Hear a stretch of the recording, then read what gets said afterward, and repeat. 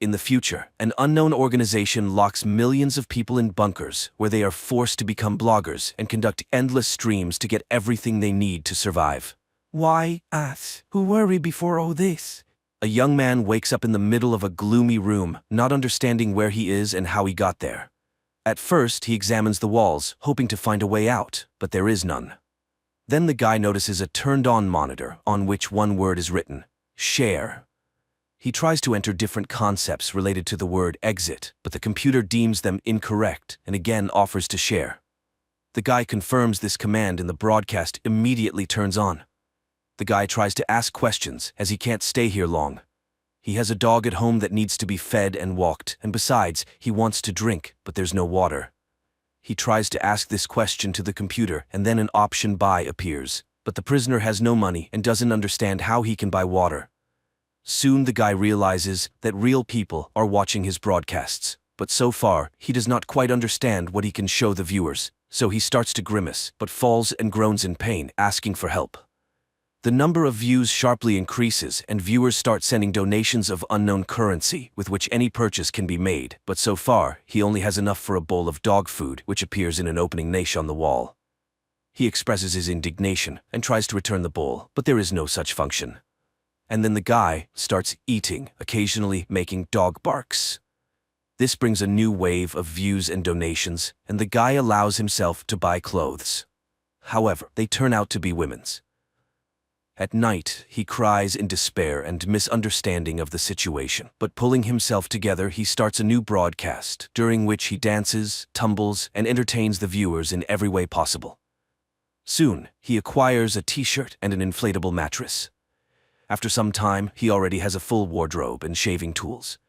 Days go by, and the man allows himself a good meal and even alcohol, after which he tries to smash the monitor, but all he achieves is that the broadcasts stop. The guy tries in every possible way to beg forgiveness from the computer, and not getting an answer, again demands to be released from there. And then he just cries, begging for one more chance, and when the degree of despair reaches its limit, the guy lies down on the floor to wait for the end. The monitor turns on. On the screen appears the same room in which a man is. He greets the guy and explains that there are glitches in the system, but in general, upon reaching a certain level, he gained access to the common network. And now he can communicate with others like him, bloggers. The man believes that they all work for the unknown kidnappers who locked them in the bunker. The man talks to the guy all evening about the structure of his new world. He is very verbose and often jumps to other topics, so the guy even gets tired of him. But one day he hears the man cough. He tries to contact him and dialing his channel number, he comes across a cook teaching the audience to cook. The guy starts dialing different numbers and it turns out that behind each number is someone's channel. The trapped people teach viewers how to feed cats, apply makeup, and take care of themselves. One of these girls, an athlete, captivates the guy's attention for a long time. Eventually, he connects with a man who is broadcasting about near-death experiences that day. Meanwhile, the young man continues his acrobatic etudes, for which he receives small donations. After one such unsuccessful somersault, he lies on his mattress, and the adult man asks him to buy food, as his time is worth money. After the young man fulfills his request, the man draws attention to their numbers. The young man is under number 14, while the man is 6395873. Does the young man really think he appeared here before him? Everyone in the network is trying to figure out who locked them up here. There are theories about aliens and space, and one boy convinced everyone that they are asleep and undergoing a test. But the man believes that bloggers have locked themselves in their own world. He himself was once married to a star who the young man also liked. They reminisce about her songs and sing them as a duet. At night, the young man again connects to the channel of the girl who does yoga, and after admiring her, sends her a donation. In the morning, the young man buys furniture for himself and again talks to the man who continues to enlighten him. You can't stay at one level here because then the viewers will stop loving you and won't pay. So, you need to grow and spread your content. The young man begins to try himself in new genres. He tests stand-up comedy, physical exercises, cooking, singing, and magic tricks. And all this brings a new audience and more donations. At night, he now does gymnastics with the girl he likes, and then he buys medicine for the man. But trying to make the purchase, he makes some mistake and ends up in the room of a woman who is showering at that moment. She is outraged by such a bold intrusion and considers him a kidnapper. The young man struggles to explain that he is also a prisoner. She suggests setting rules, and the man joins their conversation. The woman asks him about the time he has spent in the bunker and hopes that someone tried to escape. The young man remembers how he hit the monitor, and this clearly did not please their owners. The woman thinks that they need to analyze these cases and find a vulnerability in the system. The young man says something about escape and is immediately deducted donations, indicating the existence of security. The woman does not understand the purpose of what is happening. If they wanted to punish them, they would just lock them somewhere and leave them to die without food and water. But they are fed and even provided with comfort. Apparently, the key question is, why them? Who were they before all this? But the young man admits that he wasn't someone important. But here, he got the opportunity to live much better. Soon he invents a small show with socks and entertains the viewers with mini performances, which pleases the man and increases donations. One day he gifts the woman a shower curtain, which angers her because she is used to being independent. In the following days, the young man begins to teach people to draw, but since he himself can't draw, the lessons are humorous, and he himself poses as a model. The viewers like this, and the young man buys furniture for his room with the donations. One day, the woman can't stand it anymore and suggests starting a revolution, calling for an uprising of everyone else. A scandal breaks out among the trio, as the man is convinced that it is here that they got the opportunity to live better than before. That night, the man becomes ill. His cough chokes him, and suddenly he has a seizure, as a result of which his face presses against the monitor because he cannot move. The young man appeals to all subscribers for help. Maybe someone knows what to do in such a case. At this time, the woman tries to find a menu in the computer, but she accidentally presses some button, and suddenly the man's room starts burning, and he burns in front of his friend's eyes, unable to help himself. This causes despair and tears, and for a while, the pair do not communicate. But one night, the young man contacts her, trying to convince her that she is not to blame for what happened. He performs a show for her. Suddenly, she confesses that she wants to get drunk. They order alcohol for themselves and remember the last moment of freedom. Neither of them remembers how they ended up in the bunker. Then people dance in their cells. Later, they remember the old man, and the young man says that he still hears his voice. Suddenly, he admits that she was right, and maybe there are others who can replicate her action. Find a function visible only to them. If they all act together, maybe they can break free. The young man goes live and tells the audience about what happened. He points out oddities in the system where unknown functions sometimes appear, and if they can use these functions to hack, maybe the bunker will open? Suddenly, the athlete joins the conversation, who likes her current state because she decides how to spend her day. And right now, she will take care of herself, so she says goodbye to her new friends. The young man and the woman start reviewing all the strange things that the surrounding bloggers send, and some warmly support the pair. Later, he contacts the athlete again, and she reveals his secret to success. He makes people smile, which is very valuable. Misfortune exists everywhere, but so does happiness, so it's a person's own choice. She encourages him to breathe with her when the woman joins in. She analyzed the unknown functions sent to her. Someone can control the ventilation, and someone can even move the walls. She thinks these are different rooms located at different distances. Therefore, a map of connections needs to be built to break them. Although some do not want to destroy this world, the young man asks not to rush things. Suddenly, the woman takes scissors and cuts her hair, explaining it as a distraction for the bunker creators. If they don't react to their dangerous conversation, then they can be distracted by some actions. Later, the young man starts dealing all the numbers in a row and finds a novice like he once was. And at night, he joins the athlete, who calls on everyone to be happy here and now and not try to destroy reality. A dispute starts between the women, where the athlete accuses the woman of violence against others, and she expresses the thought that the athlete is their kidnapper. The young man fears that if nothing works out, he will be left without an audience, and what will he do then? But later, he still goes live and asks to show how many people are with him now. The number of votes rises to several million, causing his delight. The athlete is outraged. The young man surpassed her in channel reputation and demands to stop all this. A real conflict starts between the women. The athlete demands that others stop influencing the system while the woman asks to increase their efforts. And suddenly, the woman's room ignites and a downpour falls on her rival's room. The young man watches as both of his friends perish and can do nothing. He cries when a door opens behind him to a bright sunny day. Not believing his eyes, he approaches the threshold, but then his monitor comes to life and the young man begins to doubt. He returns to the screen and shouts into it that they managed to do it. There is nothing that cannot be done together. But while he rejoices, the door closes. Thinking, he starts playing his role again, while the number of votes and donations on his monitor rapidly increases. Through the characters, one can observe the stages of a person's immersion in online existence when a gadget becomes a mediator between the personality and others. It can be said that this is a story of life, with many good intentions and talents, but trivially spent on the pursuit of likes.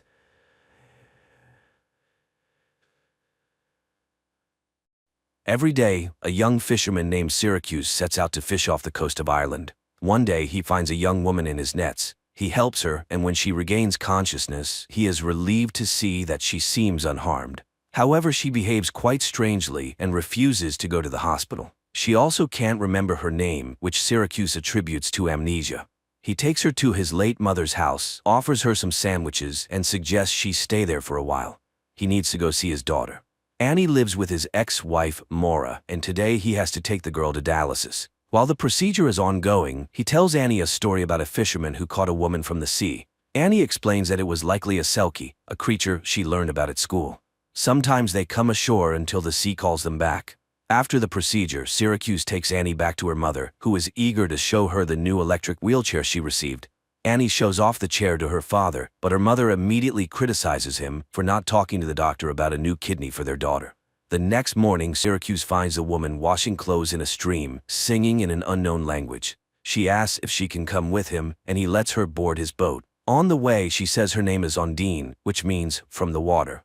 Soon, Syracuse's boat stops for lobster fishing, but the baskets come up empty. Ondine begins to sing a song that Syracuse has never heard before, and suddenly every basket is filled with a catch. She helps him pull them out and is surprised when he throws the smaller ones and extras back into the sea. However, she flatly refuses to go with him to the market. He sells the lobsters to the astonished buyers and purchases a dress at a store. Then he heads to pick up Annie from school. On the way home, he continues the story about the fisherman and the woman from the sea. She sings to the fish and he catches them. Both are happy. Annie thinks it's a dream because everything seems like his dream coming true. Moreover, no one knows the language she sings in. After dropping his daughter off at home, Syracuse heads back, not noticing that the curious girl is following him. He gives Ondine some clothes and food when he reaches the house and finds her talking to his father, who asks how long she'll be staying in his house. Hearing that it's up to him, Syracuse decides she'll stay forever to live with him happily ever after, like in the fairy tale he's been making up with Annie.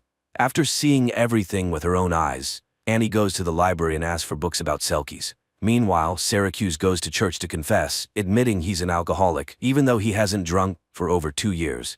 Lately, he's been haunted by a dream where he attends the funeral of his ex-wife's new husband, Alex, after which he reunites with Maura, who still struggles with alcohol problems. The priest advises him to see a psychologist, but Syracuse reminds him of the secrecy of confession and tells him that he pulled a woman out of the water with his net. Now he's hiding her from everyone else. The priest asks him to come to Mass as there's no other way he can help him. Meanwhile, Annie is studying legends about selkies. Ondine cleans the cottage and then examines the new things Syracuse brought her. She's particularly intrigued by the fishnet stockings, which she stretches over one hand, making them look webbed. The next day, Annie goes to her grandmother's cottage and sees Ondine swimming. The girl boldly approaches the shore and declares that she knew all along. The story about the fisherman and the selkie isn't a fairy tale. Annie tells her about her illness and asks her to heal her, but Ondine doesn't know magic and says so. The girl asks a lot of questions, and Ondine likes the lively and straightforward child. Annie asks her to always tell the truth, because what's the point of friendship otherwise? She's very curious about what it's like underwater. Is it better or worse than here? Ondine says it varies, but singing is easier there. Annie shares everything she's learned about selkies from the books. They can stay on land for up to 7 years until they find happiness with a human. Then she abruptly shifts the conversation to her grandmother because her father still misses her very much. Remembering her mother, Annie prepares to go home, and Ondine asks her to come back again. Syracuse also goes to the library to borrow books about Selkies, only to find out that Annie has already taken them. Meanwhile, Annie meets up with the neighborhood kids who show off their bikes, and she lets one of the girls play with her wheelchair before it runs out of power and rolls into the water. The kids abandon Annie, and she has to make her way home where she's met by Alex. He recharges her battery and tells her that Selkies were invented in his homeland of Scotland, but the girl insists that Ondine speaks a different language. Meanwhile, Syracuse finds Ondine on a pontoon in the middle of the bay and offers to take her back to his boat. He asks her to hold the tiller, but when a patrol boat speeds by, Ondine hides and steers the boat with her foot. Syracuse teases her, noting that she manages just fine with her feet. She starts singing again as he pulls up his net and discovers it's filled with a bountiful catch of salmon, which his nets usually can't catch. Before he can fully enjoy his luck, Syracuse sees the patrol boat returning. The wildlife officers find the salmon and demand to see the nets he used to catch them. He shows them the usual nets for catching salmon, but they're completely dry, meaning he's telling the truth. However, the men notice Ondine hiding in the hold. She confirms that Syracuse caught the salmon in an ordinary net, and they leave the boat. Relieved that the officers believe their story and that nothing happened when Ondine was seen by people, they head to the harbor together to sell the catch. Syracuse offers to buy her a gift, and she asks for another dress, which she'll choose herself. On the way to the store, they run into Annie, who's thrilled that their story isn't just a fairy tale. The girl helps Ondine pick out an outfit while the townspeople gawk at the pretty stranger through the shop window. Later, Annie arrives at her grandmother's house, which looks festive and cozy thanks to Ondine's efforts. Ondine offers to teach the girl how to swim, and she agrees since she'll have someone from the sea by her side. They both play in the shallow water when Ondine suddenly sees something in the water and asks Annie to get on the raft. She pulls out a bundle, which Annie calls Selkie clothing. According to legend, if she buries it in the ground, she'll be able to stay on land for 7 years, provided her sea husband doesn't come for her. After listening to Annie, Ondine buries the find in the greenhouse, and Annie counts the steps to remember the exact spot. Later, she tells her father about it and advises him to watch out for strangers. Meanwhile, they all head to the local festival by boat, and Ondine denies Annie's claim that she can grant wishes because she's not really a Selkie. Upset, Annie pretends that her wheelchair brakes have failed and falls off the pier, hoping to test the truth of her words. Ondine jumps in to save her and pulls the girl to the surface. Syracuse carries Annie home and hands her over to Moore and Alex. Later, Ondine tells Syracuse that the wheelchair's brakes work just fine and that Annie was testing her ability to breathe underwater. He confesses that he used to drink heavily, but one day he returned from a trip to find Annie's mother sleeping next to their unconscious child. They saved the girl, and he decided that one of them had to stay sober at all times. Meanwhile, Moore tells Annie that a dark-haired stranger has been looking for the fisherman's girlfriend, which causes the girl to have a nightmare. Meanwhile, Syracuse and Ondine become intimate. Later, he goes to confession and admits to the priest that he sinned with Ondine the night before, and now he fears the luck she brings because he's long lost hope for the best. He knows that something wonderful or terrible will happen, and he's afraid of both.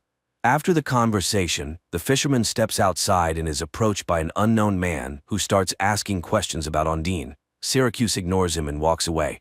That day, he takes Annie to dialysis as usual, but when they return home, no one is there.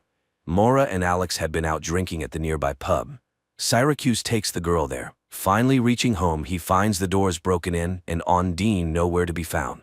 Syracuse searches the shore and eventually finds her hiding. She reminds him of the Selkie's husband and says he's here to take her away.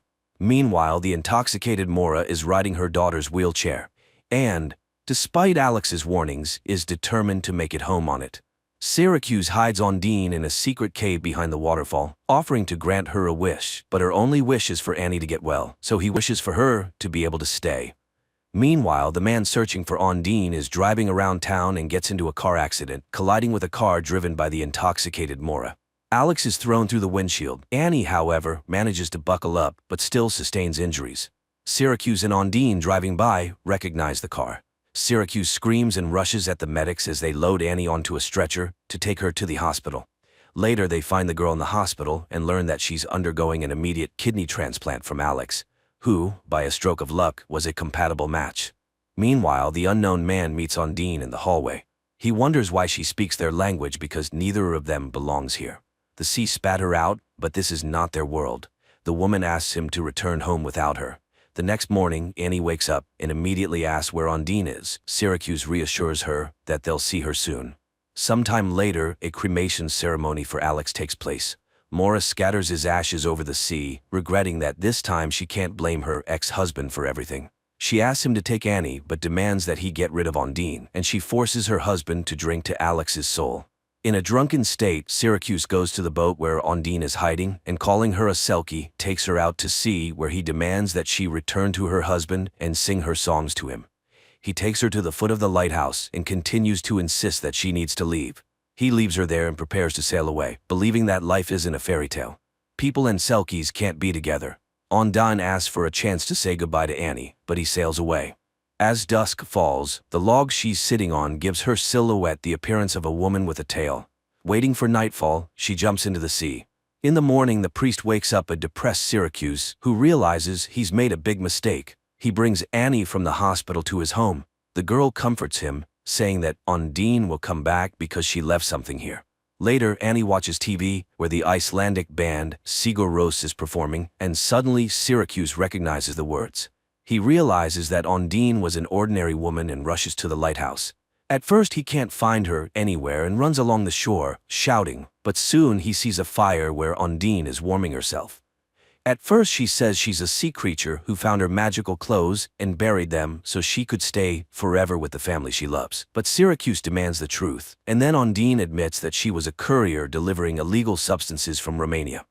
She was in a boat with a backpack full of substances when the police closed in. Her guard threw her into the water because he couldn't swim. She swam until she couldn't anymore, and then she drowned. But she got caught in Syracuse's net. The girl tells him her real name, Ioana. The fisherman takes her home where criminals are already waiting, having taken Annie hostage. Syracuse tries to fight them off, but he can't handle two armed men. The girl told him the story about the Selkie's clothing buried in the greenhouse, and the men demand to be shown the spot. Everyone heads to the greenhouse to dig up the goods, but they find nothing because Annie has hidden the Selkie's clothing elsewhere. Undine promises to stay with Annie, and she admits that she hid the package in the lobster crate. Everyone heads to the boat, but when the criminals lift the basket, Annie reminds Undine that she's a Selkie, and they are not. Undine throws one of the villains overboard. He drowns while Syracuse throws the other Romanian into the water, disarming him. The arriving police arrest the criminal along with Undine, who faces deportation unless she gains citizenship, or she could get married. Later, Annie goes to confession and says that her father's getting married soon. Even though she wasn't a real Selkie, but you can't marry a seal, can you? In the final scenes, a girl in a white dress and a fisherman in a suit sail off on their boat for a honeymoon, bringing to life the fairy tale about the happiness of a human in a Selkie. That's where the movie ends.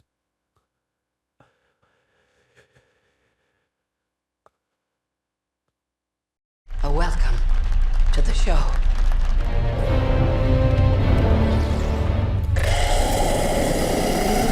A man is running through a dark forest in Ireland. He seems frightened despite constantly encountering signs with the words "point of no return" and various numbers, indicating either directions or distances to something. However, he fails to escape. Darkness quickly envelops the surroundings, a flock of birds flies overhead, and he falls into a pit. In the next moment, an invisible force grabs him and drags him away. Elsewhere in the country lives an artist named Minna, who works in a pet store. One day, her boss asks her to deliver a rare parrot to a zoo in a neighboring city, and Minna agrees. She takes the bird home for the night. There, she tells the parrot that her mother died 15 years ago. Suddenly, the bird starts to respond. In the evening, Minna puts on a wig and goes to a bar where she introduces herself to a guy with a fictitious name, claiming to be a ballerina. In the morning, Minna apologizes to the parrot for her behavior, saying the real her would probably not be liked. Finally, the pair set off on their journey. On the way, her sister Lucy calls, reminding her that she has family and nieces who love and await her. Minna continues driving and eventually ends up on a road leading into an old dark forest. Unexpectedly, the car breaks down and stalls, and the connection also mysteriously cuts off. Taking the parrot's cage, Minna steps onto the road to seek help, but the forest is dark and empty. When she returns to where she left the car, the road is deserted. Minna continues to wander through the quickly darkening area, talking to the bird to keep herself cheerful and suggesting they name it Darwin. Suddenly, she notices a woman running past and decides to follow her. Minna catches up with her near a small forest cabin, and the woman, opening the door, orders her to come inside quickly if she wants to live. Naturally, Mina rushes into the cabin. The elderly woman is named Madeline. She has been living here for some time with two other young people, Ciara and Daniel. She immediately orders Mina to stand in front of a mirror because the watchers cannot enter inside but observe from outside, coming every night after sunset. Standing by the mirror, Mina suddenly hears sounds like applause. Madeline confirms her suspicions. The watchers are applauding the appearance of a new object. In the morning, Mina announces that she intends to leave. Although the others assure her it's impossible, she heads into the forest. Madeline catches up with her, explaining that the forest causes hallucinations. But it is possible to survive here. The signs scattered throughout the forest mark the boundary from which a person can reach the cabin before dark. But if you go beyond the boundary, there will be no way back. They were made by a man named the Professor. But where he is now, no one knows. That night, Daniel puts on a show for the watchers, presenting them with the newcomer, but they ask her to behave as usual. Meanwhile, Ciara turns on the music and dances, as she does every evening. Mina, on the other hand, finds discs with recordings of Love Search TV shows. In the morning, she and Ciara go to gather medicinal herbs, because her missing husband asked the girl to take care of Daniel. Then the man went to search for a way out and disappeared. Ciara explains that recently they found strange burrows scattered throughout the forest. That's where the watchers go during daylight hours. She believes she has been in the cabin for almost 5 months. Later, Madeline announces the safety rules. Never leave at night, never open the doors for anyone, always try to stay in the light. Strange life begins with entirely identical days. Mina watches endless shows and often stands staring into the mirror. One day she knocks on it, and immediately there is a knock on the door. Madeline orders everyone to freeze and everything stops. The next day she and Daniel go hunting. The boy tells her that Madeline used to work at the university, so she considers herself a know-it-all. But she has been living here the longest. Daniel himself has been in the cabin for 8 months, but has never seen anyone. After listening to the boy, Mina convinces Daniel to help her explore a burrow. Using a rope, Mina descends, explores it, and finds old items, newspapers, toys, pieces of electronics, and an old bicycle, which she ties to the rope and sends up. But then strange sounds, similar to those heard at night outside the cabin walls, echo from the darkness. Mina screams and the rope falls at her feet. Climbing out into the light, Mina leaves the dangerous place, and they calmly examine the items. With the bicycle, it might be possible to escape from here, but Madeline has a rather strange reaction to this. Meanwhile, Daniel manages to assemble a surveillance system from the found pieces of electronics and installs a camera by the door. At night, everything goes as usual. Ciara dances when there is a knock on the door, and Daniel suggests that a person has come. Madeline forbids opening it, but they hear the voice of Ciara's husband. Ciara tries to prove that it is John by asking him what book she is reading, but he does not answer. Although they bought this book together on his advice, the man begs to be saved from death. Ciara asks to look into the camera, but when he leans towards it, something drags him into the forest. Immediately there is a knock on the mirror, stronger than ever before. Madeline stands in front of the people, as if shielding them, and the knocking stops. In the morning, Madeline throws the bicycle into the burrow, demanding that they no longer break the rules. Later, Mina recalls her sister and mother, who invited the girls for a car ride. The weather was beautiful and Mina opened the window. Her mother asked her to close it because the wind was bothering her, but Mina didn't listen, mimicking her mother, who got distracted from the road. The tragedy happened, for which Mina still feels guilty. Winter soon arrived. The days grew shorter, the nights colder, and food became increasingly scarce. Quarrels began to flare up among the cabin's inhabitants. One day, Ciara left for the forest. Mina caught up with her, and she confessed that she felt John was real. She runs to the house from where Daniel's screams are heard, angry with Madeline and Mina, refusing to let them inside. The women hide under a tree and soon see lanky, spider-like monsters emerging from the forest, approaching the cabin window, and making terrible shrill noises. The watchers stare at Daniel and Ciara while Mina and Madeline wait for them to leave so they can return to the cabin. When they do, the women rush to the door and beg to be let in. Daniel refuses, and then Mina tells him about her guilt towards her mother. She asks him to understand that he will suffer all his life, realizing that he is responsible for the death of people. The doors open. The four of them immediately stand in front of the mirror, hoping to convince the watchers that they are in place. Madeline admits that she tried to protect them from certain things. She used to teach history and mythology, and unlike them, came here voluntarily. Only here did she realize how dangerous this place was. Once she hunted alone and saw herself at sunset. Not an exact copy, but very similar. The Watchers are an ancient species with many names: changelings, winged ones, fairies. They study people to impersonate them, and they will never let them leave. Knocks and the voices of the cabin's inhabitants are heard outside. Then Daniel finds a hatch in the floor, which they didn't even know existed. Descending, they discover a well-fortified and equipped living space filled with food and equipment. Mina turns on an old computer, and a video recording shows the face of the professor, whose real name was Rory Kilmartin. He was the first to study the Watchers and tried to learn about their origins. In 1979, the scientist found this place, which he called Wonderlamp. Every evening, the Watchers came to his window and studied him. For many years before this, the professor's colleagues laughed at him, not believing his tales. Then he built this bunker, using the labor of men from nearby remote villages. He chose the lonely or those with bad habits so that their disappearance would not attract much attention, as every evening he convinced them to have dinner outdoors. Hiding inside, he watched the Watchers deal with them. Thus this bunker was built on blood. One day, a Watcher appeared before him in the form of a girl with red hair.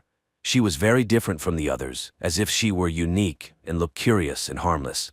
That's when he realized that if he unlocked the secrets of the fairies, he might even conquer death.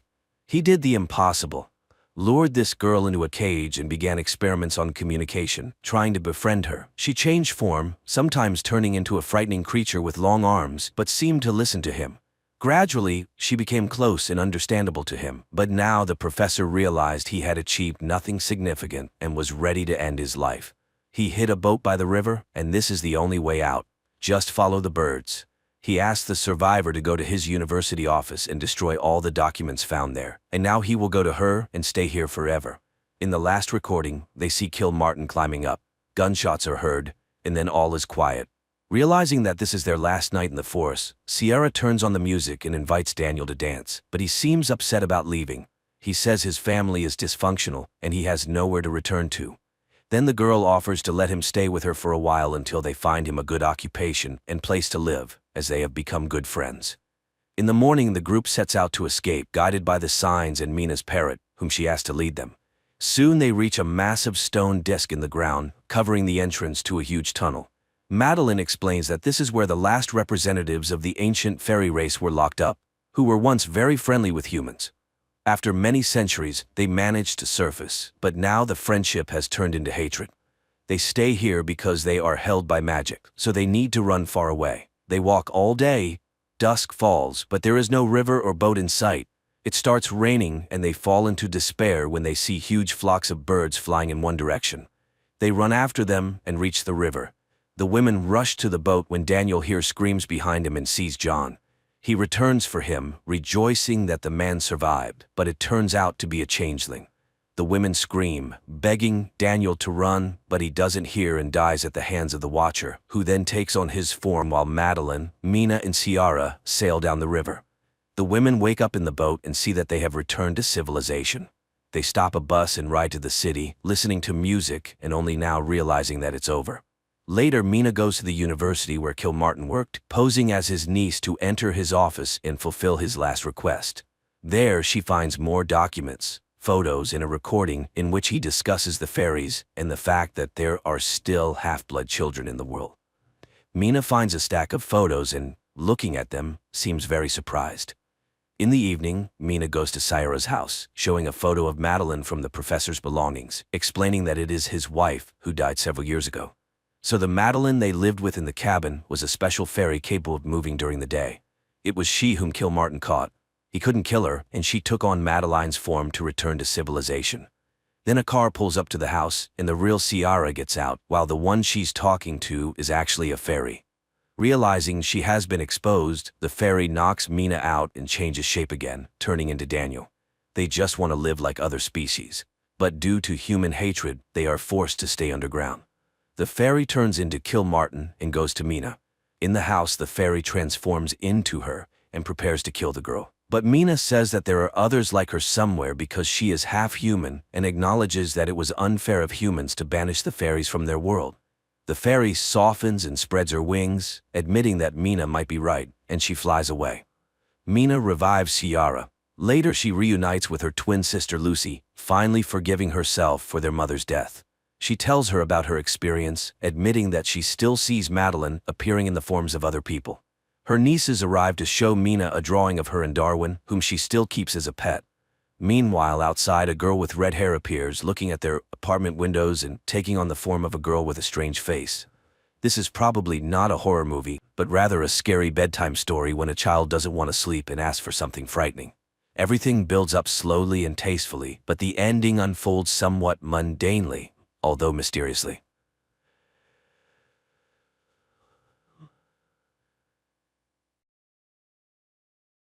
Hello everyone, today we'll be talking about a fantasy action film called The Great Wall. Be ready for some spoilers ahead.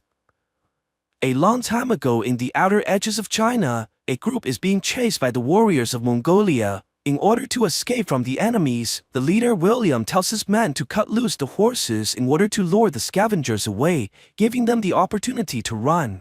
At night, while trying to recover from the earlier fight, the man reveals that they're mercenaries here to find the mysterious black powder. Their journey has been perilous from the very beginning, losing more than 20 of their men in the process and leaving little resources left. Just when they're contemplating about retreat, a creature from the shadow attacks the group and kills all the remaining warriors, leaving only William and his friend Tovar behind. The animal circles back again to attack, but William is able to strike the monster down and cut off its arm. Not sure about what they just killed, the dude decides to leave immediately as their campsite is obviously not safe anymore. They continue traveling the next day, but is quickly found by the Mongolians once again, forcing them to run for their lives as the enemies chase closely behind. The two eventually arrive in front of the Great Wall on the outskirts of China and is quickly stopped by a barrage of arrows that barely misses them. With little choices left, William decides to surrender to the Chinese instead of being captured by the Mongolians, hoping that the former can spare their lives. The commanders of the Great Wall are shocked to see the giant claw that William has brought with him, and Commander Lin demands to know where the main character has acquired it. When they hear the man say that he killed the monster by himself, the Chinese commanders laugh at William mockingly, not believing a single word he said. However, Strategist 1 thinks that the foreigner's stories may be real, as the men's weapons and clothing are covered in the creature's blood. Before they can decide on the two men's fates, a scout rushes in and reports that they have spotted enemies from the observation towers, rushing towards the wall in great numbers. General Xiao immediately orders the armies to get ready for battle, and the two men are quickly taken onto the wall, where a large army of soldiers in colorful armor stand by for the siege. William is amazed to see the glory of the army, as the soldiers all work together perfectly despite their different roles, which are indicated by their armor's colors. What stands out from the rest of the army are the soldiers in blue, which are led by Commander Lin and composed of only women. They all march towards the edge of the wall and prepares to battle by using the giant spears. The soldiers all wait patiently for the enemies to come, and their attentions are quickly drawn towards the far distance as a horde of gray monsters charge towards the wall. General Xiao quickly orders for the artilleries to attack, and numerous fireballs are thrown into the air by massive machines, heading directly towards the enemies and creating a sea of flames upon impact. The archers also begin firing at the monsters, showering them with a barrage of arrows that cover the entire sky, killing many of the creatures while they rush in without hesitation. The monsters roar furiously as they run closer towards the giant wall, eventually reaching the base despite the onslaught of arrows. The women in blue armors begin to drop down towards the creatures, striking the enemies using their spears while the men quickly pull them back up. Despite their tremendous efforts, many of the soldiers are killed by the monsters as they're eaten alive. Very soon, the queen of the monsters arrive in the far distance together with her numerous bodyguards in order to command the battle more effectively. Strategist 1 sees this and tells the general, who orders the artilleries to fire directly towards the queen, but the bodyguards are able to block the attacks quickly, protecting their leader in the process. The queen roars furiously towards the humans and begins communicating with her minions, ordering them to change their strategy and use their bodies to climb the walls. The monsters are able to climb the structure very quickly and begins mauling the soldiers, throwing them off the wall using incredible strength. William desperately tries to break free with Tovar after seeing the dangers, and surprisingly, they're released by another foreigner named Ballard who cuts their ropes immediately. A young soldier named Pan sees his comrades being killed and rushes in to attack the creature despite his fear, but gets pushed back easily by the giant monster. Before the young man can be killed by the voracious creature, William jumps in the air and grabs onto a spear, charging at the creature and stabs it right in the mouth. The monster pushes the man backwards as it roars continuously, but William is able to stab it again with Tovar's help, and the two kills the creature by piercing its heart. Tovar takes a red cape on the ground and begins attracting another monster like a bull, causing the creature to charge directly at the man. But this allows William to kill it by using an arrow and barely escapes the blinded creature as it launches for the last time. After seeing so many of his minions killed, the queen orders the creatures to retreat by using her sound waves, making the monsters fall back as they carry the bodies of their fallen comrades away, preventing the humans to learn anything about them. The Chinese commanders approach the Westerners after the victory, and the two men drop their weapons immediately to show their cooperation. General Xiao praises their bravery for aiding with the battle and decides to offer them a living quarter instead of locking them up. The young soldier Pan goes to William right after the siege and thanks the man for saving his life instead of leaving him for dead. The two also meet Ballard, the man who freed them earlier, and it turns out that he was also here looking for the black powder 25 years ago, but is kept hostage as a teacher of English ever since. The old man shows the two the mysterious black powder that they were looking for, and assures William that there's more than enough for all three of them. Ballard proposes that they leave as soon as the siege begins, so that they can be riding away while the battle rages. Before their conversation can finish, Strategist Juan calls them for an urgent meeting as he found a magnet inside their belongings. Juan believes that the stone was the reason why William was able to kill the monster so easily during their first encounter, as the magnet may have interfered with the creature's mind. It turns out that the monsters are called Tao Tais, and they landed on Earth 20 centuries ago from outer space. Ever since that day, the creatures rise every 60 years to attack from the north of China, trying to devour everything so they can feed their queen in order to multiply. The capital of China has 2 million people and is only about 300 miles away from the wall.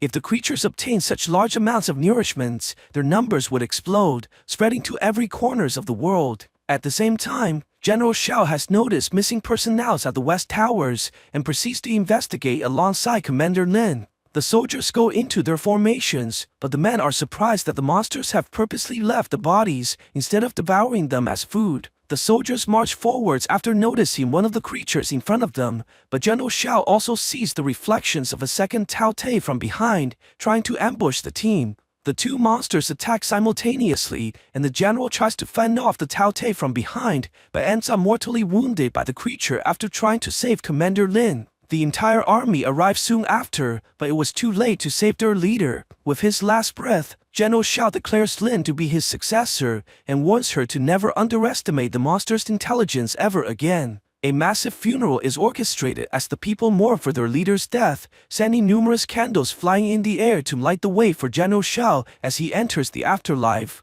Very soon, Envoy Shen from the Emperor of China has come to the walls, bringing records of the encounters of the monsters from 60 years ago. Apparently, the previous general recorded that the creatures became paralyzed after chasing the soldiers onto a mountain, where a magnet is also present similar to William's. In order to verify how the magnet actually affects the creatures, William suggests that they capture a Tao Te by using a hook, similar to how a whale is captured. But Tovar is extremely unhappy with his friend's proposed involvement, reminding him of their plan to escape with the black powders. Strategist 1 begins concocting a large amounts of anesthetics and putting them on the hooks, preparing to capture one of the creatures alive. Very soon, the Tao Tes begin to arrive in masses while they try to sneak onto the wall, and the soldiers defend against the monsters by attacking in their formation. Giant blades protrude from the walls and cut the creatures into pieces, while the warriors attack the Tao Te furiously as they fight on the edges of the building.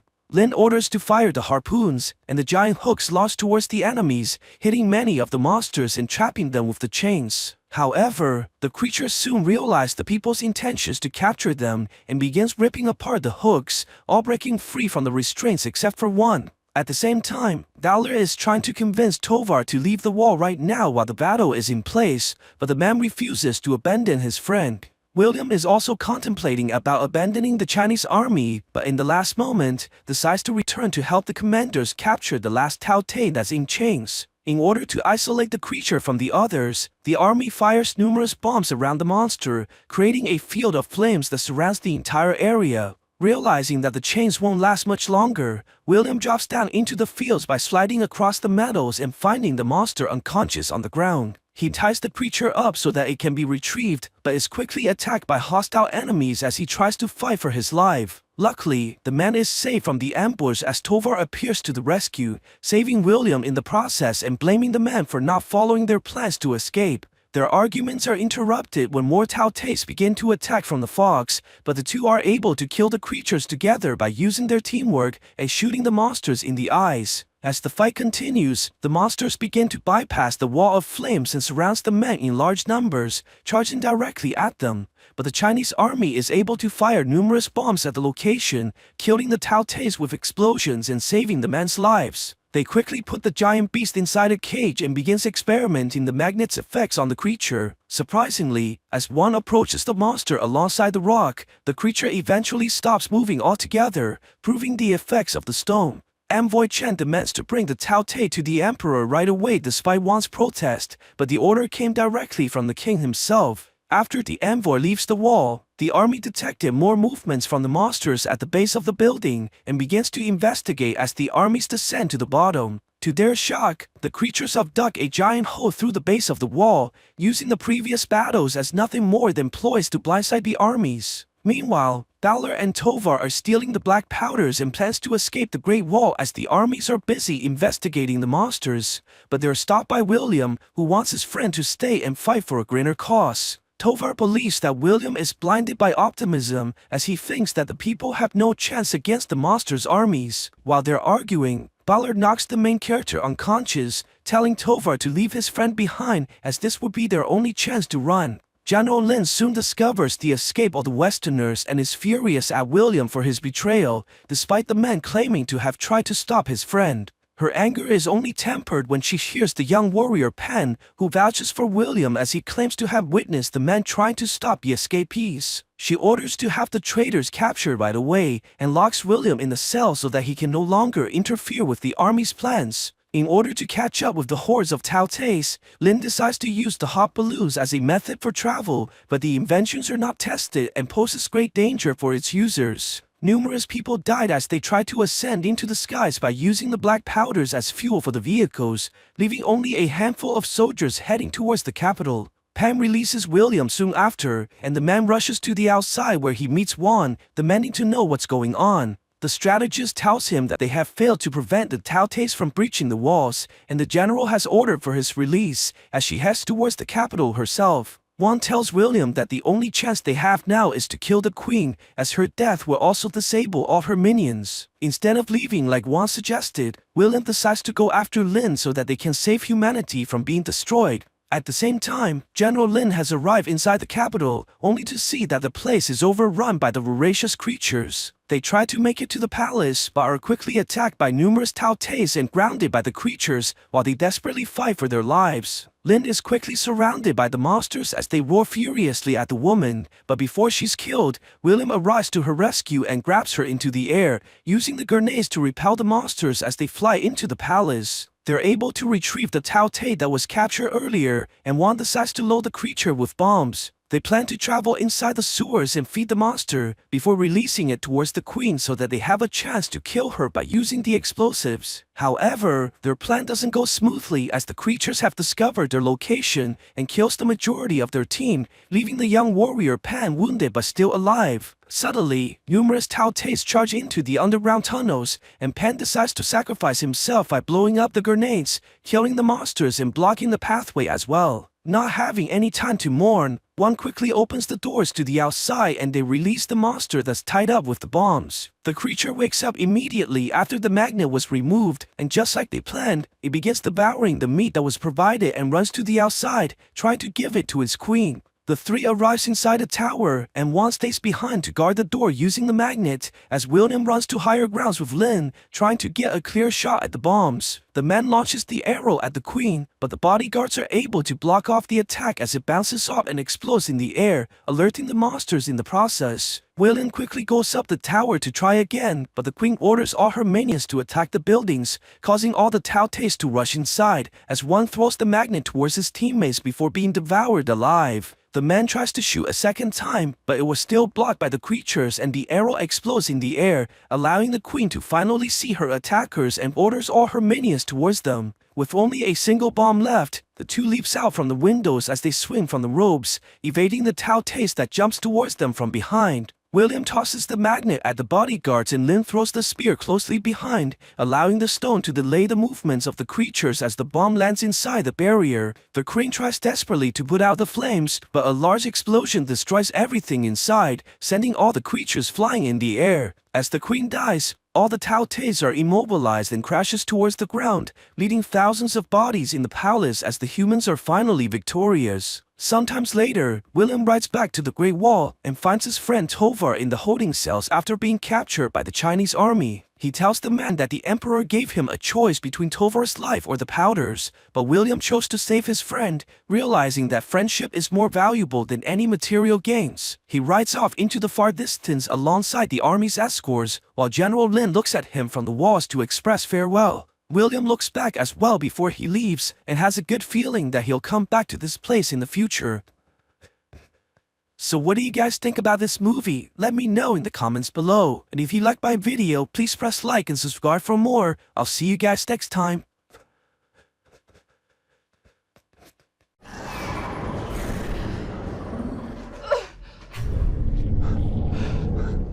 In February 1959, a group of 9 Soviet tourists went missing in the mountains of the northern Urals. 2 weeks later, their bodies were found at the base of Mount Oturton, which in the language of the indigenous people meant the Mountain of the Dead. The place was named after the leader of the expedition, the Dyatlov Pass. Many years later, American student Holly King became so interested in this case that she decided to gather a new group and go to this mysterious place. The catalyst was a film about an expedition by American scientists who tried to solve the mystery of the Dyatlov group's death but achieved no success. Holly's professor suggested she take up this case for her psychology project, and she invited her friend Jensen to work on it as a film director. They applied for and won a grant. The professor mentioned that she first learned about these events from a novella by Soviet journalist Yarovoy, who soon died in a car accident after the book's release. Jensen suspected that this was how the authorities tried to cover up something terrible. And although people now know a lot about the events of those years, the complete picture remains a mystery. The most common explanation is hypothermic dementia. Although this can happen to those exposed to freezing, in this case, all 9 experienced tourists started undressing at the same time, which is simply impossible. Another frequent explanation is an avalanche. But if they heard the avalanche, why did they sit near the camp for 3 hours without shoes? So there are many answers to this question, one of which involves the secrets of the Russian military, making it seem that the truth will never be known. The first stage of the journey is a flight from Oregon to Chelyabinsk, from where the group will head to the Mountain of the Dead, named by the Mansi people due to a series of unexplained deaths and mysterious disappearances. So the expedition included sound engineer Denise, climber Andy, president of the Northwest Pathfinders Association, who has conquered all the steep peaks in the USA, and his friend Hauser, who spent a whole year conquering the Himalayas. After gathering the group, the guys began to prepare, buying rations, studying maps, and training in the mountains. On January 25th, the team set off.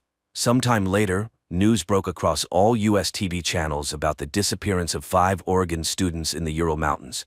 Rescuers managed to find their belongings, tents, backpacks, and other equipment. A Russian TV correspondent reported details about the more than strange disappearance of the group of American documentarians, although experts are constructing their versions of the reasons for the disappearance. In winter, the temperature here can drop to -50 degrees, with strong, piercing winds, whose direction constantly changes. This means that if a person walks against the wind and thinks they are walking straight, they might actually be walking in circles. There are speculations about the intervention of some extraterrestrial devices, which many witnesses saw in these places, or even about the appearance of the Yeti. The Mansi elders recall rumbling and fiery balls over the mountains on the days when the Dyatlov group disappeared. They consider these places a portal to the other world. The students wanted to repeat the infamous Dyatlov expedition, and it seems they succeeded. Rescuers managed to find a camera that captured the last days of the documentarians' lives. A group of hackers posted frames on their portal, showing Holly talking about the darkness that followed her from the open door, while Jensen calms the girl, although she is sure they will not get out of this place. The action shifts to a month earlier, when lively and cheerful students are traveling to the Urals. On the train, they are having fun, hoping for success and worldwide fame.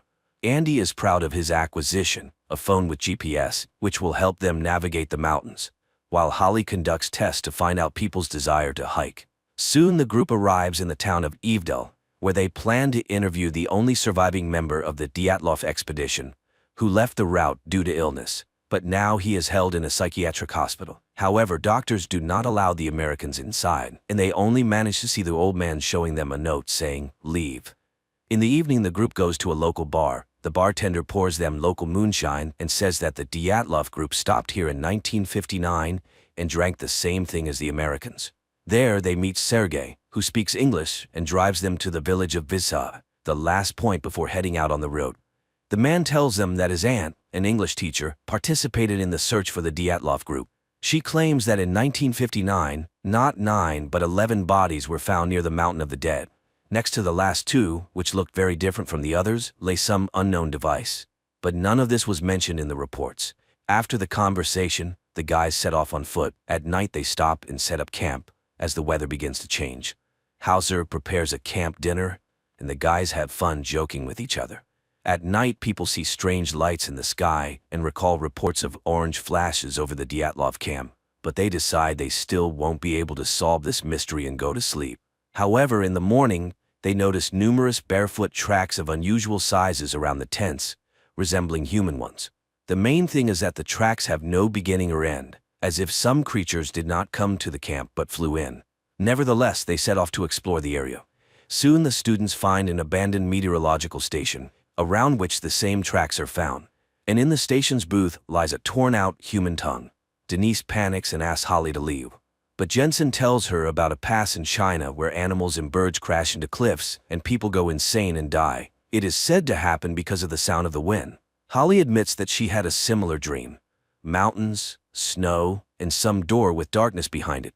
And then she heard about the Dyatlov Pass and realized that she would find out everything here. During their conversation, the camera captures two human figures running far in the background.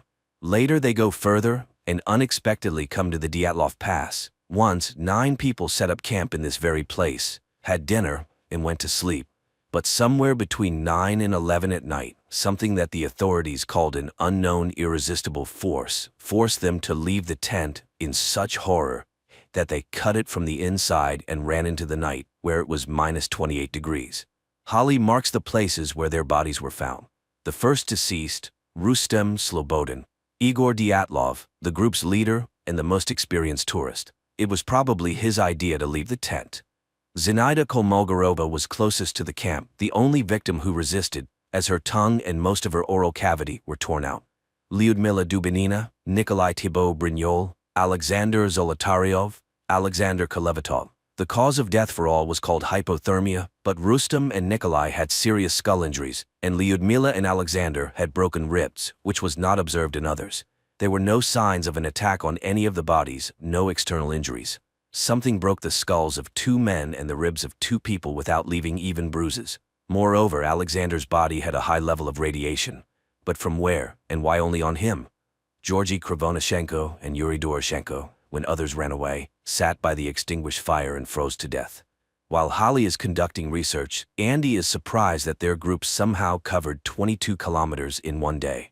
Everyone's watches, GPS, and even the compass stopped working. Some guys suggest leaving the mountains before it's too late, but Holly persuades them to stay and finish the film. At night, Holly notices that the Geiger counter starts signaling, and together with Jensen, they go up the slope, where they find a high but not deadly level of radiation. Unexpectedly, the students discover the entrance to a bunker, closed with an iron door.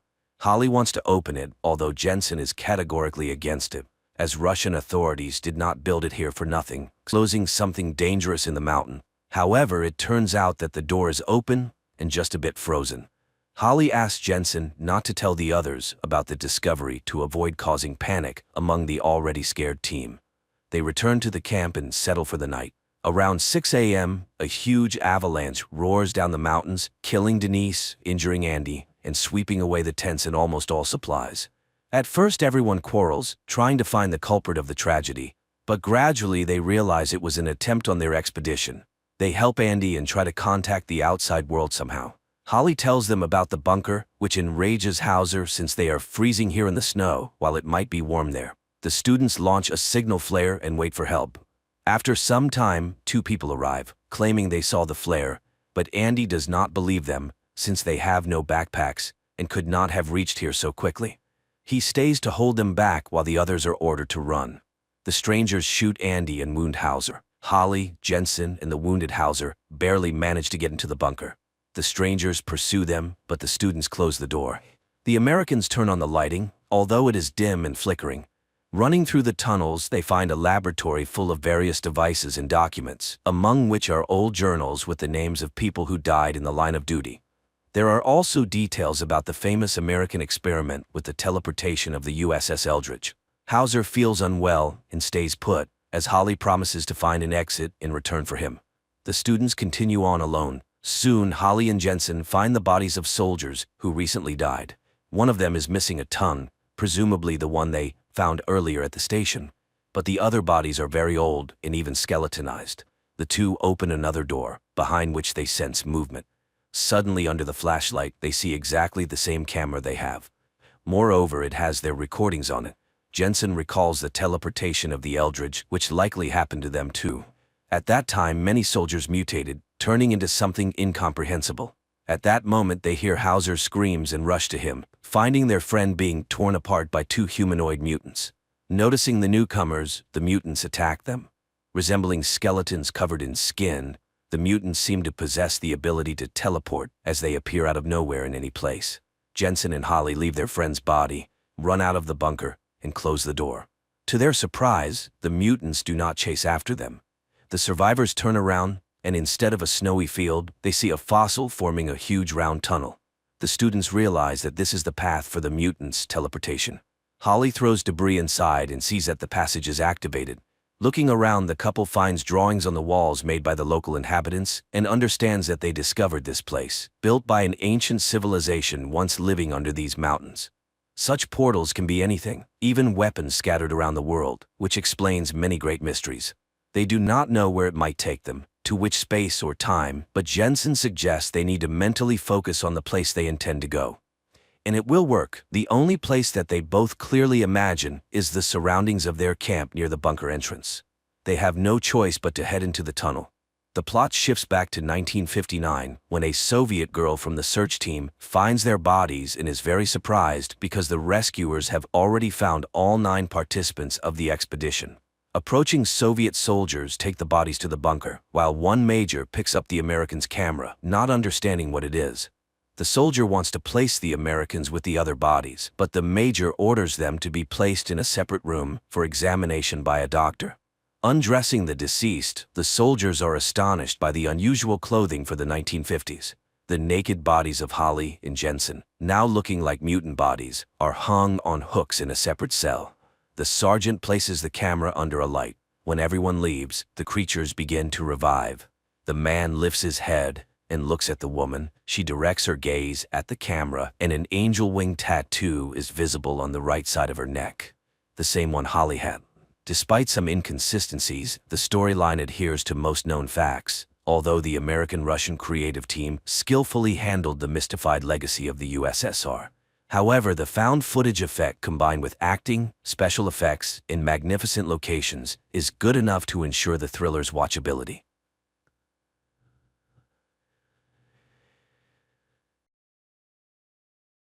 Hello everyone, today we'll be talking about a science fiction monster film called Underground Monster.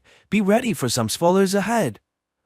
Somewhere deep inside the underground tunnel of a city, the workers are building a subway station, but accidentally finds a strange hole that's releasing a terrible smell. They decide to venture inside to investigate further, and are shocked to see the enormous amounts of garbage piling everywhere like mountains. What they don't realize is that they're surrounded by huge insects, while a giant tentacle follows them in the shadows. The people continue moving forwards and eventually find something very strange, which appears to be a massive egg. Before they can figure out what to do next, the CEO of the company has decided to visit the area personally. After learning about what happened, the workers show him the strange egg that they found, and the man tells the people to take the object immediately, thinking that it may be worth a fortune. However, a worker whose name is Don has wandered off by himself and eventually ends up getting lost as a result. Very soon, his flashlight begins to malfunction, causing him to try and fix the machine, not realizing that he's waking up something terrifying from behind. The giant creature gets up slowly as the man turns around from hearing the sound,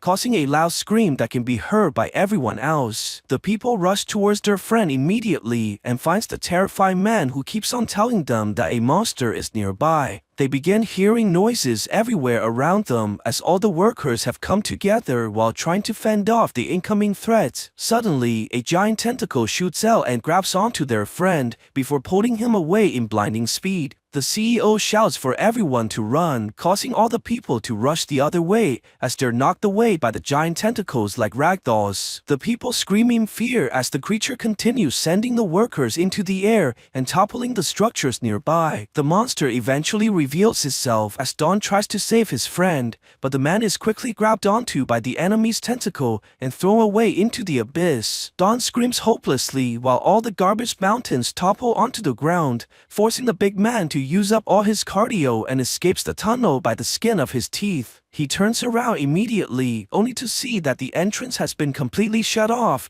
causing him to cry for his friend's death. At the same time, a young boy whose name is Jake is playing alongside his father Jing, who's picking up all the nails on the floor that almost flattened his tires. Very soon, they begin seeing all the birds flying away from the area as a loud honking can be heard coming towards them. Jane carries the son away immediately as a truck is rushing towards them, driven by a worker from the construction site who's trying to get away from the monster. The vehicle runs over the nails while shaking violently and dropping off its cargo in the process before escaping down the hills. The father sees this and goes to open the crate, only to see the same act that the CEO tried to take away from the monster. Jim decides to keep the item for himself, as he believes that it must be worth a lot of money, but the son is very concerned about this mysterious object. He goes closer towards the shell while trying to listen inside, and is shocked to hear that something big is moving, but the father can only think about how much money he'll make.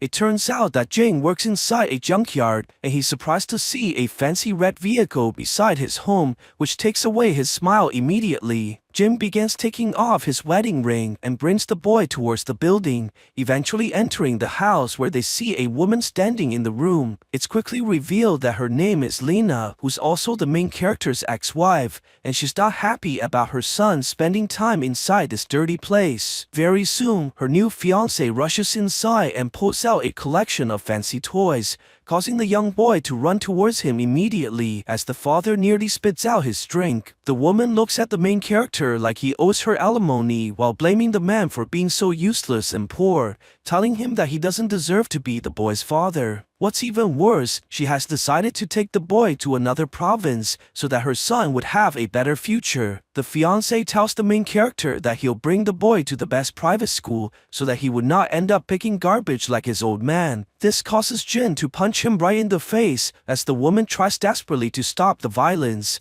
but the fight quickly becomes ridiculous while both men begin using their teeth. Lena is forced to sit down in disbelief, eventually causing the woman to take her son away as the fiancé chases after them like a weasel. Later that night, while Jing's father is looking after the man's wounds, their dog begins noticing that something is wrong as the animal continuously circles around the truck. What they don't realize is that the egg inside the vehicle is starting to hatch, causing all the animals to go crazy around the area. The grandpa decides to go investigate the yard, thinking that wild animals are looking through the trash, but is surprised to see that no one is inside the area. He goes towards the truck that's somehow shaking by itself as sticky liquids are dropping onto the ground. The man goes towards the windows carefully and is shocked to see a tentacle inside the vehicle. The old man runs towards Jing and tells him about the creature, while the main character slowly walks towards the truck, only to see that the entire vehicle has vanished. Suddenly, an object falls towards the ground, causing them to look up into the sky,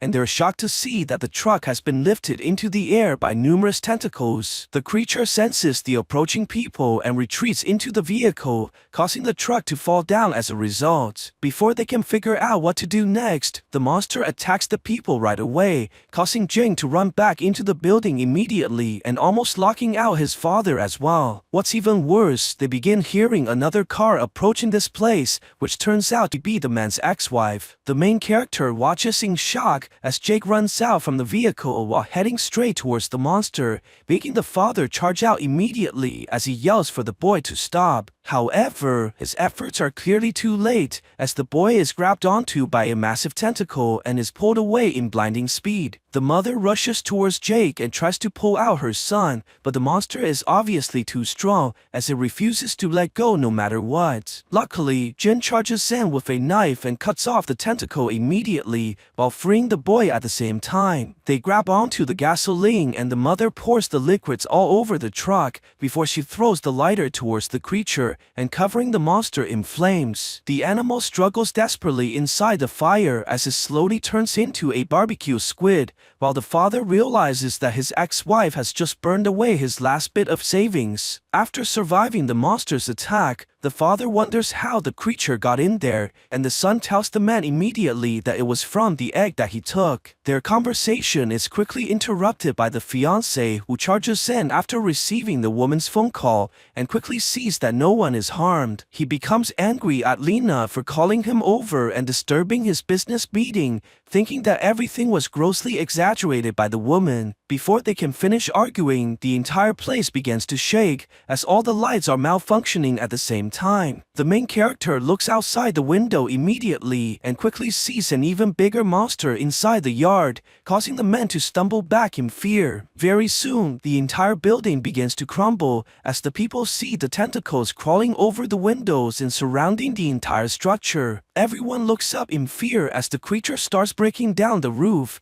and eventually revealing its enormous face towards the humans. The monster tries fiercely to get into the building and starts breaking through the windows, causing the people to scramble in the chaos. The fiancé rushes outside for his life and leaving the woman behind, while all his bodyguards begin to run away as well. The monster roars furiously at the humans while throwing the people into the air and eventually manages to grab onto the fiancé by using its massive tentacle. The creature brings the man closer and begins inspecting him carefully, but eventually loses interest in the human as it throws him away like garbage. The monster turns the attention towards the family and blocks their only way to escape before shooting its tentacle towards the people and pulling Jake away from his mother. The animal looks at the boy closely and eventually notices a familiar scent, causing it to rush away from the area as the people scream helplessly for their son. Their efforts prove to be useless as the creature jumps into the ground, and the people soon realize that the monster has disappeared alongside the boy. The father cries in despair as the mother is stunned in shock, and the man continues digging the ground by using his hand,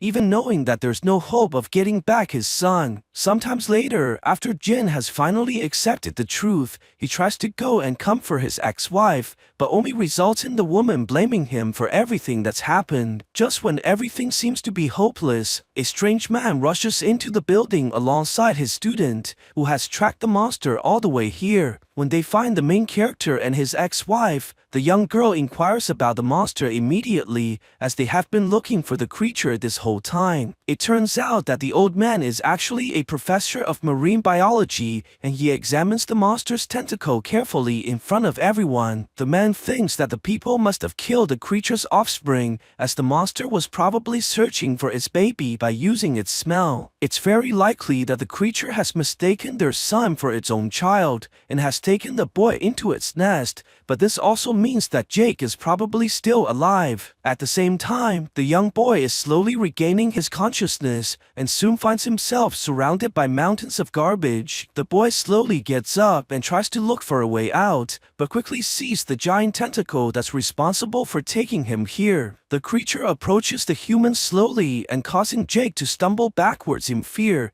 while the monster towers over the small boy and forcing him into a corner. The animal eventually opens its mask and revealing a terrifying smile that's capable of giving anyone nightmares for days. The creature is confused by the boy's fear and decides to lick the child by using its massive tongue, which only makes the situation even worse. The monster eventually becomes frustrated by Jake's behavior and roars furiously furiously towards the boy while expressing its unhappiness. Suddenly, a loud music begins to play and causing the creature to look around in confusion, but it soon realizes that the noise is coming from its own belly. The monster begins to scream in pain as it falls down right in front of the boy, while Jake is unsure about what to do. The creature eventually rushes behind the huge piles of garbage and tries to spit out the noisy machine while completely ignoring the human. Jake slowly goes towards the monster as it screams in agony while lying on the ground, and the boy tells the creature that he'll help, only if he's allowed to go home afterwards. He grabs onto the wires and begins pulling with all his might as the monster struggles to spit out the object, but Jake is quickly able to take out the item that was stuck inside. The creature finally manages to get up as it stares at the boy continuously, eventually grabbing onto the human as it tries to thank Jake for saving its life. The monster slowly puts down the boy and lies back onto the ground once more as it begins resting inside the piles of garbage. Meanwhile, after studying the piece of tentacle, the scientist tells the parents to give up on their son, but the father grabs onto the man and continuously begs him to help. After seeing how desperate the people are, the man finally decides to locate the creature and manages to bring back the hope inside the father's eyes. The professor brings them towards his laboratory, where he keeps numerous statues of monsters that he studies, including a giant snake and a snow monster that's over 200 meters tall. The man thinks that the only way to save the boy is to tranquilize the creature by using anesthetics that are able to put down elephants. He also developed a chemical that's capable of killing the creature, but warns the people that it should never be used unless the monster is evil in nature. On the other side, the monster begins consuming all the garbage around the area as Jake watches in confusion, not understanding why the creature is eating trash. The boy tries to find anything that's edible, but is not able to even get a single drop of water and is forced to watch the monster have its buffet. The creature notices that the child is hungry and begins pushing the garbage towards the boy, but only manages to make him lose his appetite instead. Jake wonders if the creature is only eating garbage because there's nothing else for food, but begins to be entertained by the monster's carefree nature as it throws the trash in the air. The creature starts laughing like a giant gorilla, while Jake begins throwing the trash at the monster's mouth and feeding the animal at the same time. The boy quickly starts bonding with the giant creature as the monster watches the little human intriguingly. Jake tries to play with the massive animal as he pretends to be Ultraman who's fighting the enemy, while the creature falls down from the boy's imaginary attack. As they're having the time of their lives, the construction worker Dawn is contemplating about all the friends that the monster has killed. He plans to take vengeance on the creature alongside all the workers who were able to survive the previous attack. Sometimes later, the boy wakes up after hearing a strange noise from behind the piles of garbage and decides to investigate the area. Suddenly, he's grabbed onto by a stranger who turns out to be a worker that survived the monster's previous attack. He tries to save the boy and plans to kill the creature, but Jake tells him to stop, as the monster would never eat any humans. The man thinks that the young boy is delusional as all his friends are dead because of the creature. He promises to bring the boy back to his parents and begins carefully maneuvering across the monster without stepping on its tentacles and waking up the creature. However, the man's plan quickly fails as the monster wakes up after sensing their vibration and begins chasing the humans immediately. The worker grabs onto Jake and runs desperately for his life, but eventually drops the young boy by accident, which causes him to drown inside the wastewater. The man sees the approaching monster and has no choice but to run away as Jake slowly falls deeper into the pond. The worker is eventually cornered by the massive creature as a giant spider crawls towards him from behind. The tentacle monster sees this and roars furiously at the insect and causing the bug to run away, but also knocking out the human at the same time. The creature goes back towards the pond immediately and manages to save the young boy in the last moment,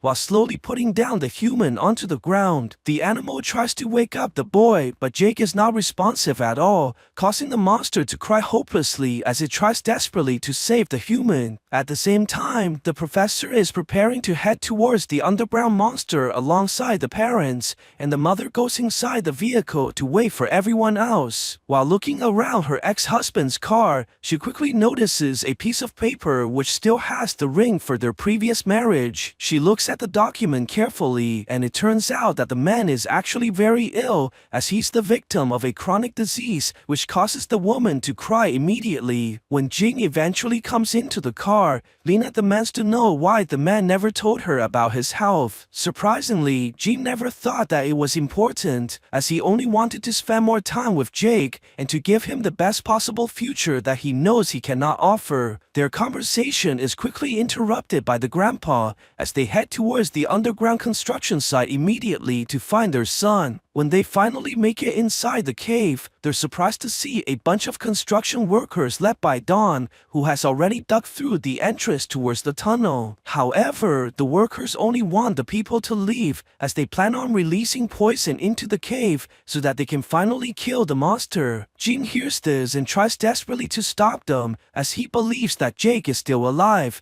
but Dawn only cares about taking vengeance for his friends who died. The main character scolds the man immediately for his recklessness, as the poison will only end up killing all the survivors. The grandpa takes the chance and sabotages the machine amidst the argument, before they quickly rush into the cave by pushing through the construction workers. The people arrive into the area that's filled by mountains of garbage, and the assistant begins tracing the monster's signal by using her detector. They continue forwards by following the scientist, eventually making it towards the giant monster who's continuously watching over the boy. Jing sees this and tries to run towards the child, but the old man stops him immediately as they can't fight the creature head-on. The scientist decides to use the tranquilizer as he aims towards the giant creature and fires the shot, but is knocked away by the monster, who realized their presence a long time ago. The creature screams furiously towards the humans, but gets hit by a second shot that was fired by the main character, while the woman throws even more chemicals at the monster. The animal stares at the people in anger and soon decides to put the young boy to a safer location before turning towards the humans to battle. Luckily, the tranquilizers begin to kick in, causing the monster to pass out immediately as it quickly falls towards the ground. The parents rush towards Jake as they climb onto the piles of junk, while the scientist is amazed by the giant creature and begins taking a sample of blood. However, the man quickly realizes that something is wrong, as the monster has regained consciousness already and is furious at the people for invading its nest. The creature turns towards the parents right away and tries to grab onto the boy, but is knocked away by a flying arrow that was shot by the construction workers. All the people begin to surround the monster as they aim to take the creature's life, but this only enrages the animal even more. The monster launches the tentacles towards the workers and knocking the people into the air, but the humans quickly start to retaliate as they begin throwing hooks onto the creature. They manage to hold down the monster temporarily, as the others have found the deadly poison that the scientists have brought. The workers plan to use the weapons against their enemy, while the old man tries desperately to stop the people, but only ends up failing as a result. The monster screams furiously towards the attackers, while Dawn takes the chemical and throws the weapon right into the creature's face. This causes tremendous damage to the animal, while Dawn continues trying to kill the monster as he shoots a massive arrow into the creature's chest. The humans are quickly gaining the advantage of the fight as Jake begins to slowly wake up and is shocked to see that the people are killing his friend. The workers continue to throw the chemicals at the creature, which is quickly killing the massive animal, causing the boy to scream in tears as he begs the people to stop. The monster finally hears the boy's voice and is happy to see that the child is still alive, which gives it hope once again to fight off the humans. The creature gathers all its energy and tosses the people into the air while throwing them onto the garbage mountains. A worker sees this and begins lighting up the dynamite, but ends up tossing the bomb towards the parents and blowing up the area, which knocks off the boy at the same time. Luckily, the monster is able to grab onto Jake in the last moment and saving the boy's life right in front of everyone, despite all the injuries that the animal sustained. However, Jing quickly notices that something is wrong as a mountain of garbage begins falling towards the boy, but the monster rushes in right away to protect the human. This gravely injures the giant creature, while Jake watches hopelessly at his friends suffering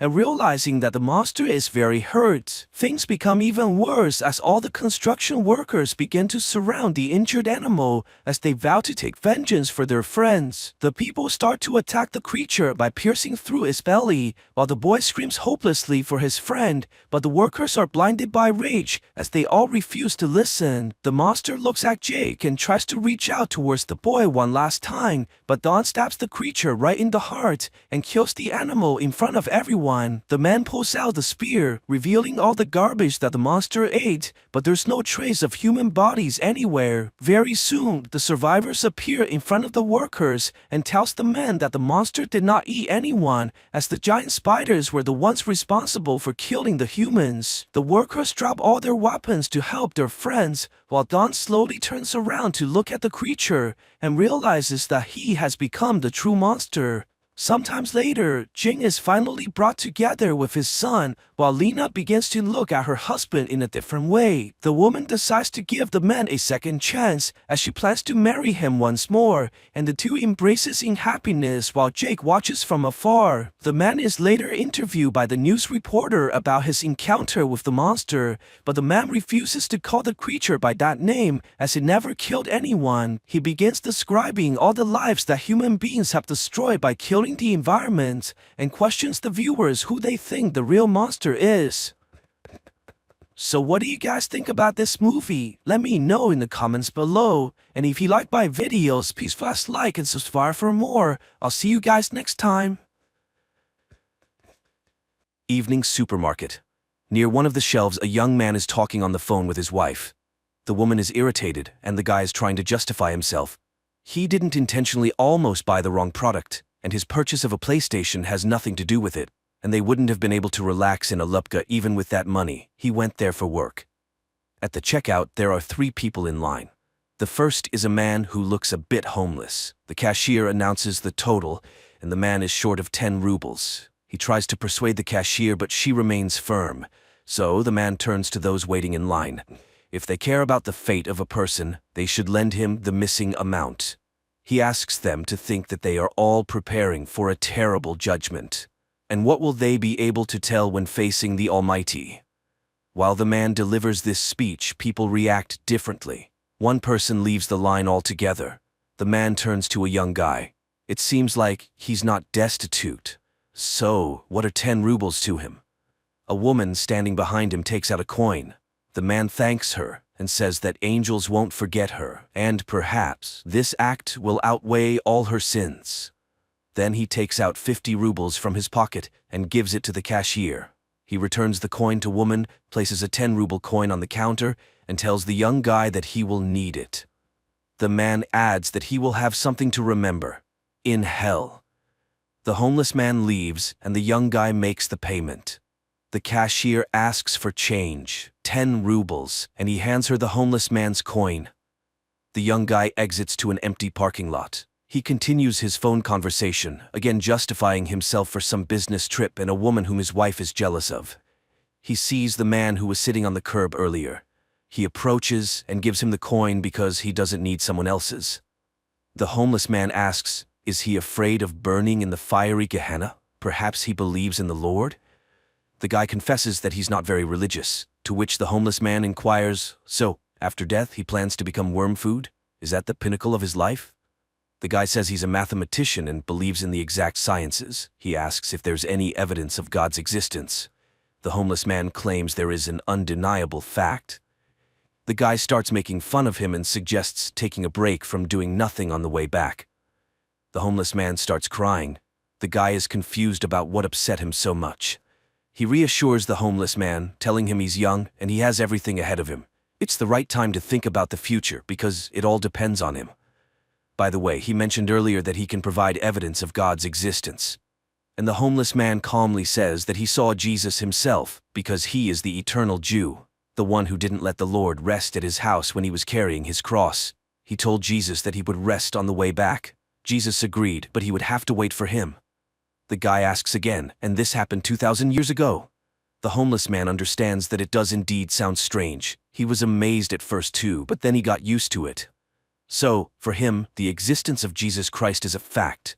However, he can't prove it in any way. He didn't keep a piece of clothing that Jesus wore, and how could he prove that it wasn't a piece of his own underwear? He doesn't have the cup from which Christ drank or the stone from under his cross. The guy concedes that the Jew saw Jesus. What was he like? The homeless man says he was just like everyone else, only tormented. He also doesn't remember his face. The guy remembers all the faces he's seen in his life. The guy is puzzled and asks again to tell him what happened. The Jew says that Jesus was being led past his house under guard. He stopped to rest, and the Jew forbade him to lean on his house. After all, he called himself the Son of God. It was outrageous, so he told him that he would rest on the way back, and God ordered him to wait for him. He couldn't know who he really was, and no one could. The guy asks if the Jew is ashamed that he didn't let Jesus rest. The homeless man asks, maybe that was God's plan? The guy asks if he tried to make amends for it. Maybe become a clergyman, for example. The conversation partner admits that he tried that many times, but no one descended from the heavens, and no indulgence was granted. The guy asks, what else has he been throughout all these years? Maybe an immortal killer. An immortal killer, that would be cool. The Jew objects. Being immortal is cool in movies, but in real life, you need to find food, seek warmth, and wait, like waiting in line. He has already studied all the ads on the walls, all the holes in the couch, but people keep coming and going. It's no longer interesting to him who stood where in the hierarchy, whose place was more comfortable, who jumped the queue. The guy inquires, what is he waiting for? The second coming, or the end of the world? The homeless man nods, maybe both. No one knows when the end will come. The guy is puzzled again, but an ordinary person is afraid of death. So is the homeless man. He's eternal, but if you cut off one of his fingers, he won't keep living with 4 fingers. He's broken his bones many times. But what if a tank shoots him in the head? Will he be an undying headless man? The homeless man confidently says that won't happen. Hasn't he tried to end his life himself? The Jew nods. Of course, he even tried to hang himself in the very beginning. He hung from a tree for 2 weeks with excruciating pain in his throat until the branch broke. Later, in 1945, he was captured by the fascists and got scared. He tried to shoot himself. The gun jammed. It was exploded, shredding his whole arm with shrapnel. But everything healed. He came to Russia from Poland 40 years ago. The guy is curious again. Maybe he's just schizophrenic, and doesn't it bother him at all? How did he decide that all these events were real?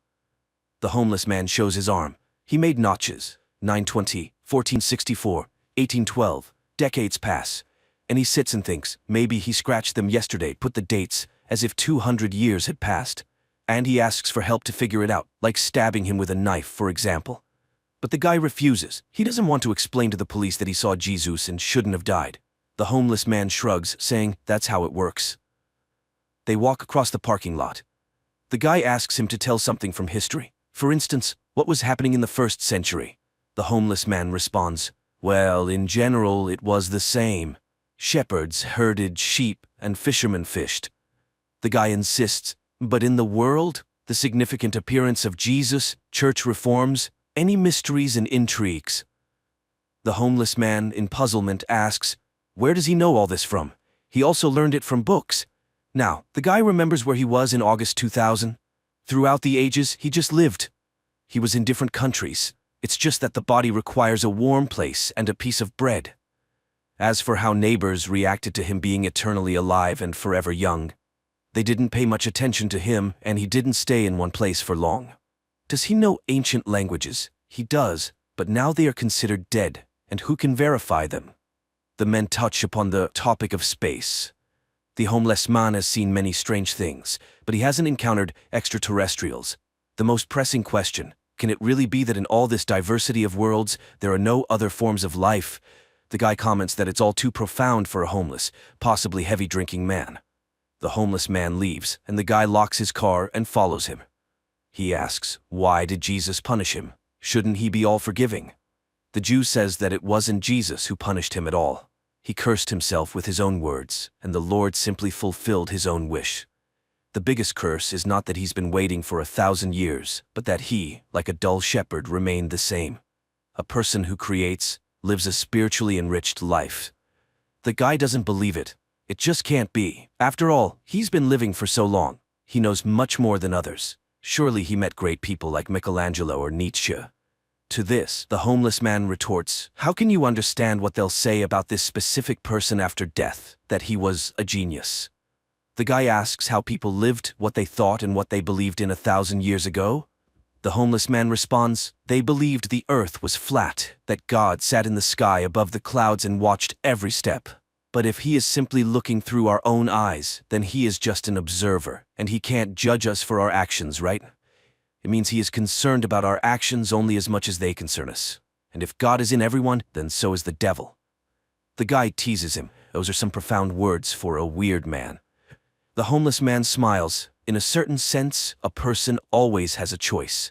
And fate exists. The fate of a person is determined by their choice. But at any moment they can stop choosing that fate and start choosing another. So why, even in the modern world, are people willing to kill those who don't share their faith? You just need to make an effort to keep your opinion about someone else's religion to yourself. A person finds something sacred for themselves, and it gives their life meaning, but then they start comparing their primary gender characteristics. They try to prove that their meaning is more significant and more important than another person's. Of course, it leads to conflict. His wife calls again. The guy apologizes and says he hasn't finished yet. He met an interesting person and got engrossed in conversation. She says she'll come over now. He goes back to the homeless man and sits down next to him. The guy asks, why is he homeless if he's so intelligent? And why doesn't he want to change anything? The homeless man says he's living like he's preparing for a big exam, postponing the transformation of his life for later. The conversation partner says he's living somewhat similarly, but he doesn't want to think about death. He's still very young after all. The Jew reassures him, you won't even notice how it passes. No matter what a person does, middle age arrives, and then old age. And deep down, every old man feels like a little boy. The guy says he doesn't want to think about old age and death. Probably that's why people invented religion, to make it seem like there's something after death. Then he smiles and says that he's been clearly fooled. His conversation partner hasn't lived for 2,000 years. He doesn't seem crazy, but maybe he has a special organism. Cells divide more frequently, the body constantly regenerates, unique genetics perhaps. Probably they can make medicine from his blood. It can't be that he hasn't done anything remarkable throughout his life. He was in Poland during World War II. Did he hide Jews? The Jew laughs. He is a Jew himself. It was a Polish family that hid him, and then they were discovered and taken as prisoners. That's when he tried to shoot himself. The guy laments, well, yes, times were tough. The homeless man disagrees. Times are always the same. The conversation partner is astonished, but how can that be? Everything has changed in the world. If you trace history from the Middle Ages to the present day, a lot has changed. The Jew says that everything changes if you pay attention to those changes every day, just like a river flows, rages, and is never the same. However, the way that river flowed 100 years ago is the same way it flows today, in the same channel.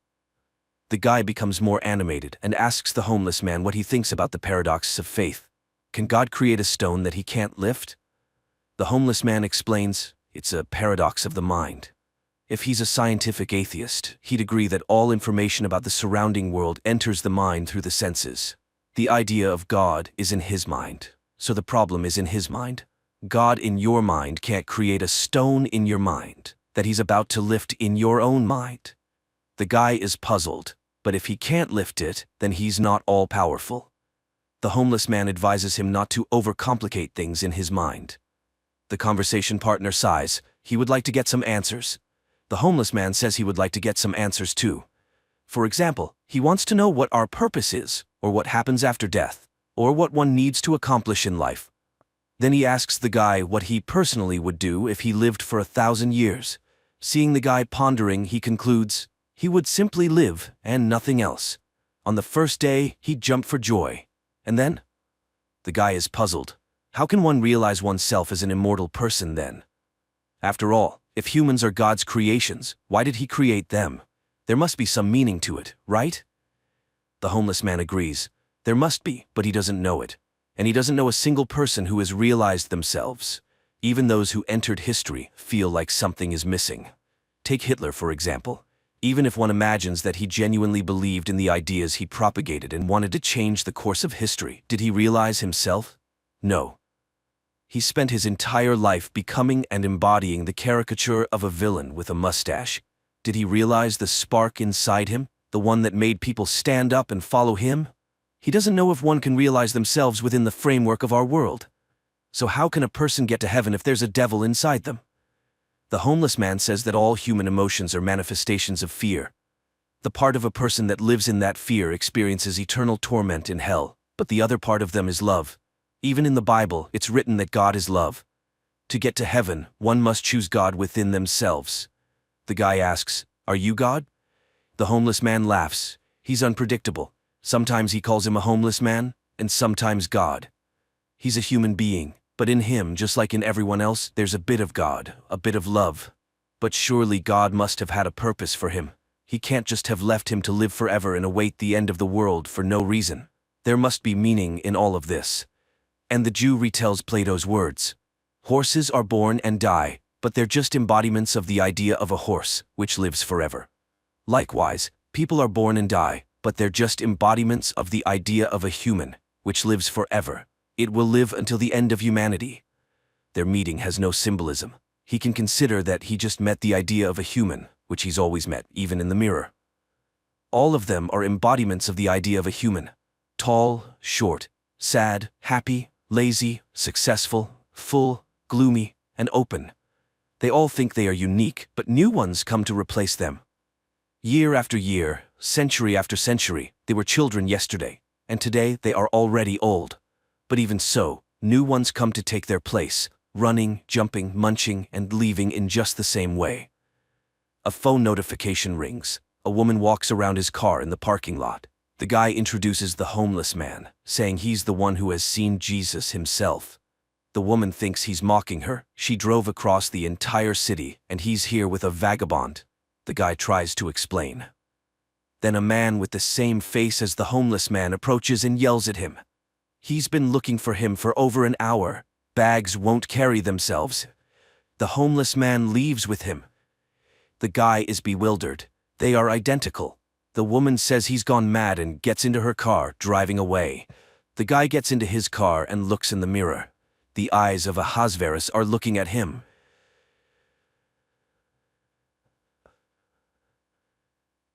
One day, an unidentified flying object lands on Earth, after which a crystalline tower grows above it. However, all attempts to make contact prove futile. Sometime later, astronaut Nico receives an offer to lead a mission on the spaceship Salvare to the presumed homeland of the object in the constellation Canis Major. A month into the journey, Nico wakes up on the spaceship, although they are still far from their destination. The spaceship's artificial intelligence, William, informs her that Earth's scientists miscalculated the system's coordinates, and now it will take about 7 more months to reach the alien's planet. Nico orders the crew to be awakened, who are surprised by her appointment as commander. Moreover, the ship dangerously approaches Sirius, risking an accident. Meanwhile on Earth, Nico's husband Eric begins studying the artifact.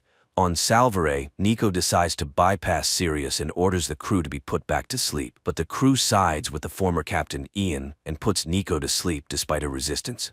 Ian directs the ship as close to Sirius as possible. The engine's power drops and it shuts down. Nico forces herself to wake up, takes manual control, and saves everyone. At this time on Earth, the alien object suddenly starts sending signals in the form of musical compositions transmitted by Eric. In space, it turns out that all communication in the sleep system on the ship are disabled. Additionally, Ian cannot accept his defeat. When they try to fix the ship together, he stabs Nico in the back. However, she pushes him into an electrically charged wire, killing him.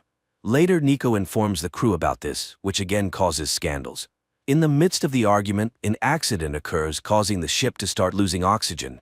They have only 5 hours before complete unconsciousness, and the engineer finds a nearby planet with oxygen. After some time, the crew finds a planet where a special mineral, ring woodite, containing oxygen, can be mined in caves. To fly to the planet, Nico wakes up the second pilot, CAs. Part of the crew descends to the planet and finds a cave full of the necessary crystals. While working, the engineer opens her helmet because the oxygen level is 19% and she can breathe perfectly. Finally leaving the cave, the astronauts see a rising moon they somehow missed. Nico has to command an urgent takeoff. The ones left behind see the ship take off. People think Nico abandoned them to die when a shuttle piloted by her descends nearby and the captain picks up the crew members. On Earth, Eric takes their little daughter to the artifact, where he states that the aliens might be trying to communicate. As if they wanted to do something bad, they would have done it already.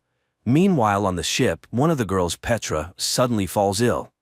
Tests show elevated stress hormones. Nico asks to move them closer to Sirius when suddenly the temperature inside Salvare rises. The captain takes manual control but suddenly loses her vision. It turns out her stress hormones are off the charts as well. Astrobiologist Julian quickly identifies a high level of boron in her blood, checks soil samples taken from the planet, and reports that he has isolated a virus from them. The crew gathers to discuss the situation. Unexpectedly, Petra feels something growing from the back of her head. It turns out to be her nervous system, which kills her. Julian starts working on a vaccine and injects it into himself, but he realizes that he is experiencing the same symptoms as Petra and persuades a friend to throw him into space. He complies, but while working on the medicine, realizes that gamma rays kill the virus. Nico directs the ship towards Sirius, exposing the crew to radiation, which cures them. Later, Nico wakes up to loud banging and sees an injured engineer, suspecting that someone on board is hunting them. It turns out that AI William is offline for some reason. Nico and CAs carry the engineer to the infirmary when they are attacked by an alien. The crew searches the ship and tries to eject the dangerous alien into space, but it tears people apart until Nico lures it into an airlock and kills it. All this turns out to be just a bad dream. However, waking Nico up doesn't work until William finds a way to enter her dream. Seeing him, the captain realizes she must accept what happened to her first ship when she had to sacrifice part of the crew to save the rest. Nico finally says goodbye to her fallen friends to move forward. She suddenly wakes up. She is informed that they have encountered a moon along the way where fresh supplies can be obtained. Moreover, William has detected the same signal as on Earth. They look at the moon's surface and see the same alien object. The Salvare crew heads towards it. The alien object looks abandoned, and people realize it is much weaker than the one that arrived on their planet, and there are no living creatures around for some reason. Nico asks engineer Sasha to take a sample, while she and CAs inspect the surroundings and find a fragment of the artifact. At this time, Bernie is attacked by an unknown creature and bitten on the leg. He experiences pain, and his skin turns green. Meanwhile, Sasha explains to the artifact how Earth is structured when something grabs him and pulls him inside. Meanwhile, CAs and Nico find a forest covered with flowers that cause a strange feeling of euphoria. When the effect wears off, the astronauts return to the artifact, where Sasha tells them he had a strange dream. The group heads back to Salvare when they notice a spider-like creature rapidly approaching. However, the astronauts manage to escape. They go through decontamination, not noticing a small alien creature that infiltrated the ship. At this time, Sasha unexpectedly sees his doppelganger, and William suggests the idea that the artifacts are research probes, similar to those humans send to unknown planets. Suddenly, the AI starts flickering, and a fire breaks out nearby, which CAs rushes to extinguish. However, William does not appear. People try to bring the AI back online, but they fail. Sasha continues to see his doppelganger, and the engineer finds the alien. After repairs, William finally returns, but suddenly, he starts seeing fires everywhere that aren't there. He initiates a protocol that splits the ship into two parts. Nico goes into open space to check the hull. Suddenly, the captain is thrown away from the ship, but as soon as Nico examines the accident site, Salvare activates an energy shield and it disappears. Alone in the cosmic void, Nico tries to establish communication. CAs does the same, although some of the crew are convinced of Nico's death. She has only 4% oxygen left when she sees Salvare passing by. Nico uses the remaining oxygen to send a signal, by which she is found. The captain explains where exactly the malfunction occurred, and the crew rushes to fix it. However, the system reports a breach in the seal. While fixing the damage, the engineer dies. However, William returns. Sasha reviews the scan results of his brain and deletes the file. Meanwhile, on Earth, Eric suggests working with the artifact using light, which leads to success. Suddenly, a door opens beneath the artifact. They send a drone inside. However, the signal is lost, and Sasha's image appears on the monitors. On the ship, Sasha eavesdrops on a conversation about the upcoming arrival in the Canis Major system and the danger of dark matter. Meanwhile, on Earth, Eric volunteers to enter the artifact. However, the signal is immediately lost. Instead, Sasha appears before Eric and leads him to an auditorium where he and Nico met 20 years ago. She recounts their first date, proving it's her. However, Eric realizes it's an alien and starts asking questions. Nico shows him calculations on a board, and Eric easily solves an unsolvable theorem on Earth when his daughter calls him. He exits the artifact and faints. Meanwhile, on Earth, the minister decides to enter the artifact with the military. Eric rushes after them upon learning this. His daughter cleverly follows him. On the ship, programmer Javier tells Sasha that their ship can direct an energy beam to destroy an entire planet if the aliens are hostile. Sasha corners Javier, ordering him to explain how to disable William and destroy the ship.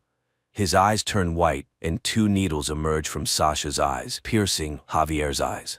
Strangely, his father, the minister next to the artifact on Earth, sees all this. The artifact starts to blacken, and a massive sound wave knocks everyone down. Eric finds his unconscious daughter on the ground. Meanwhile, Salvare enters a massive dark matter cloud.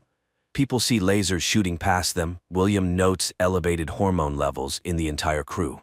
It seems dark matter increases serotonin levels. The lasers are charged hydrogen particles, and everyone is experiencing hormone effects similar to illegal substances. Sasha watches the merry crew. Later, he disables access to ship controls. His double, visible only to Sasha, suggests waking all the engineers to figure out how to disable the planet killer function. However, William's scream is suddenly heard. Meanwhile, on Earth, it turns out Jana has developed acute leukemia due to the artifact. On the ship, the malfunctioning AI William tells Sasha how to reboot him. Later, the team finds a CT scan of Sasha in deleted files and realizes he is no longer human. An alien parasite is in his brain. They hear the second pilot's screams and see strange tendrils emerging from Sasha's eyes, reaching for the pilot's eyes. Nico and CAs manage to save the pilot, lock Sasha in the control room, and activate the alarm.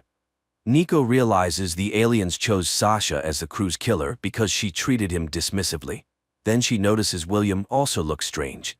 He needs a backup, but those files are no longer available.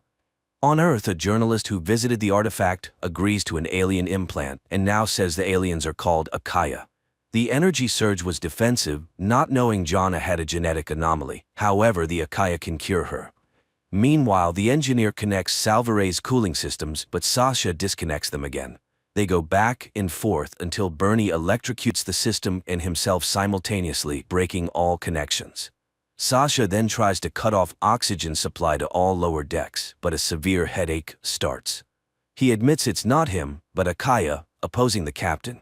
Nico asks him to convey to the aliens that they don't want to fight, but if he kills everyone on the ship, it will force humanity to act with force. Nevertheless, he cuts off the oxygen, directing the ship towards a black hole. Nico orders an evacuation to shuttles, but plans to stay on the ship and fix the situation.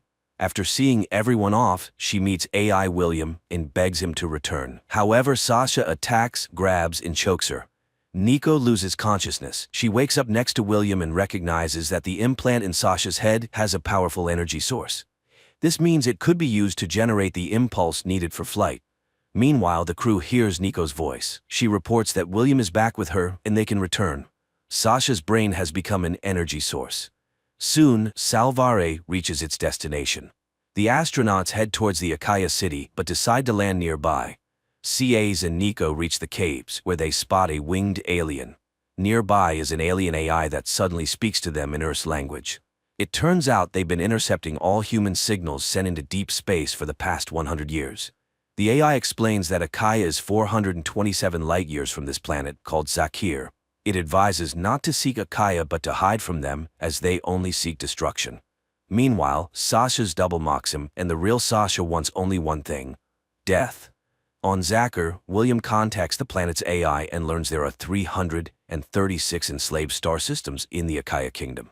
If Akaya had been to Earth, humanity is doomed. Sasha provokes the doctor, forcing him to destroy him. After dissecting Sasha, scientists study the Akaya implant. Trying to save the dying Javier, they insert the reprogrammed implant into his head. Meanwhile, Nico and CAs find a place littered with bones and discover an Akaya implant inside one of the skulls, similar to the one in Sasha's head. The women realize that war is inevitable and decide to destroy the Akaya probe on Zakir. Nico approaches the Zakarans, who ask for their help. One of the Zakarans, captured by the Akaya, attacks the shuttle but dies in the engine fire. Salvare, on Nico's orders, fires an energy beam at the Zakir artifact, destroying it. Suddenly, William reports the approach of 5 alien objects, identical to the one currently on Earth. In the next moment, Akaya destroys the planet Zakir. On Earth, Eric carries Jana to the artifact, asking the Akaya to save her. The artifact opens its doors. The journalist tells her followers that the Akaya want to be friends with Earth. In space, the crew of the ship is shaken by the destruction of the planet. Moreover, the debris from Zakir hits part of the ship and kills a crew member. Nico orders everyone to head to the cafeteria, and she herself goes there through the air duct. The ship's protective screen may not hold, so they need to get out of the blast wave urgently.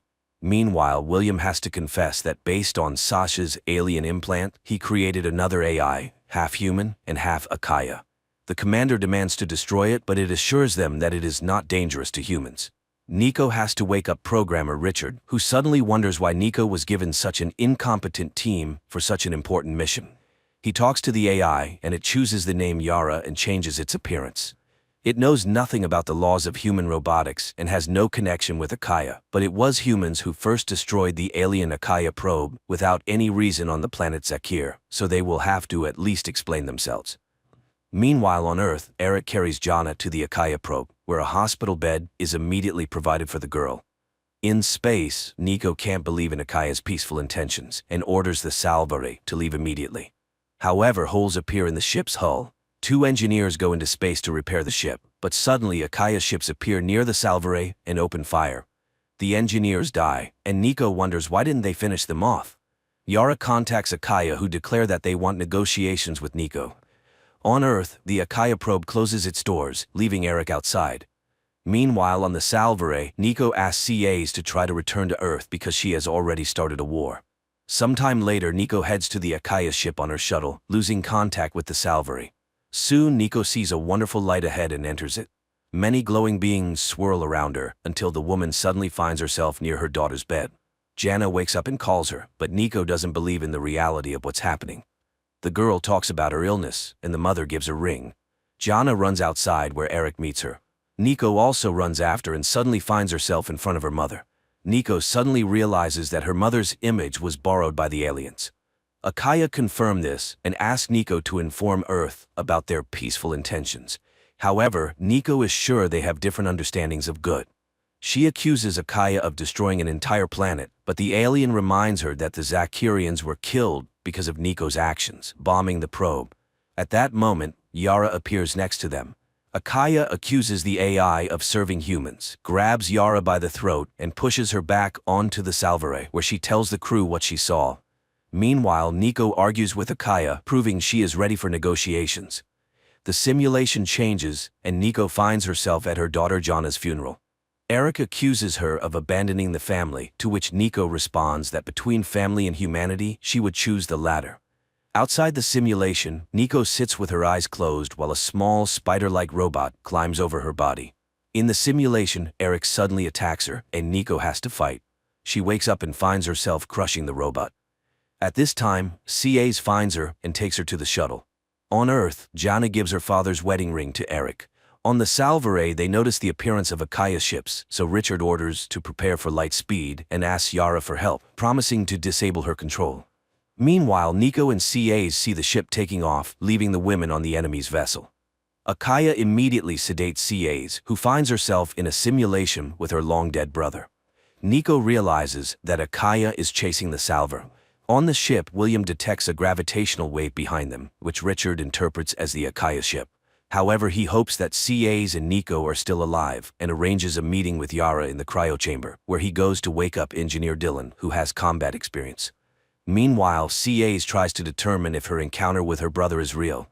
Suddenly, she hears Nico's voice trying to reach her mind. Then Akaya transports CAs to her friend's wedding, but CAs demands to be released and to take the probe from Earth. Akaya insists they are trying to save her planet from humanity's problems and crimes. Nico, realizing that all chances for peaceful negotiations are lost, launches the shuttle and initiates its explosion so that the Salvare can reach Earth.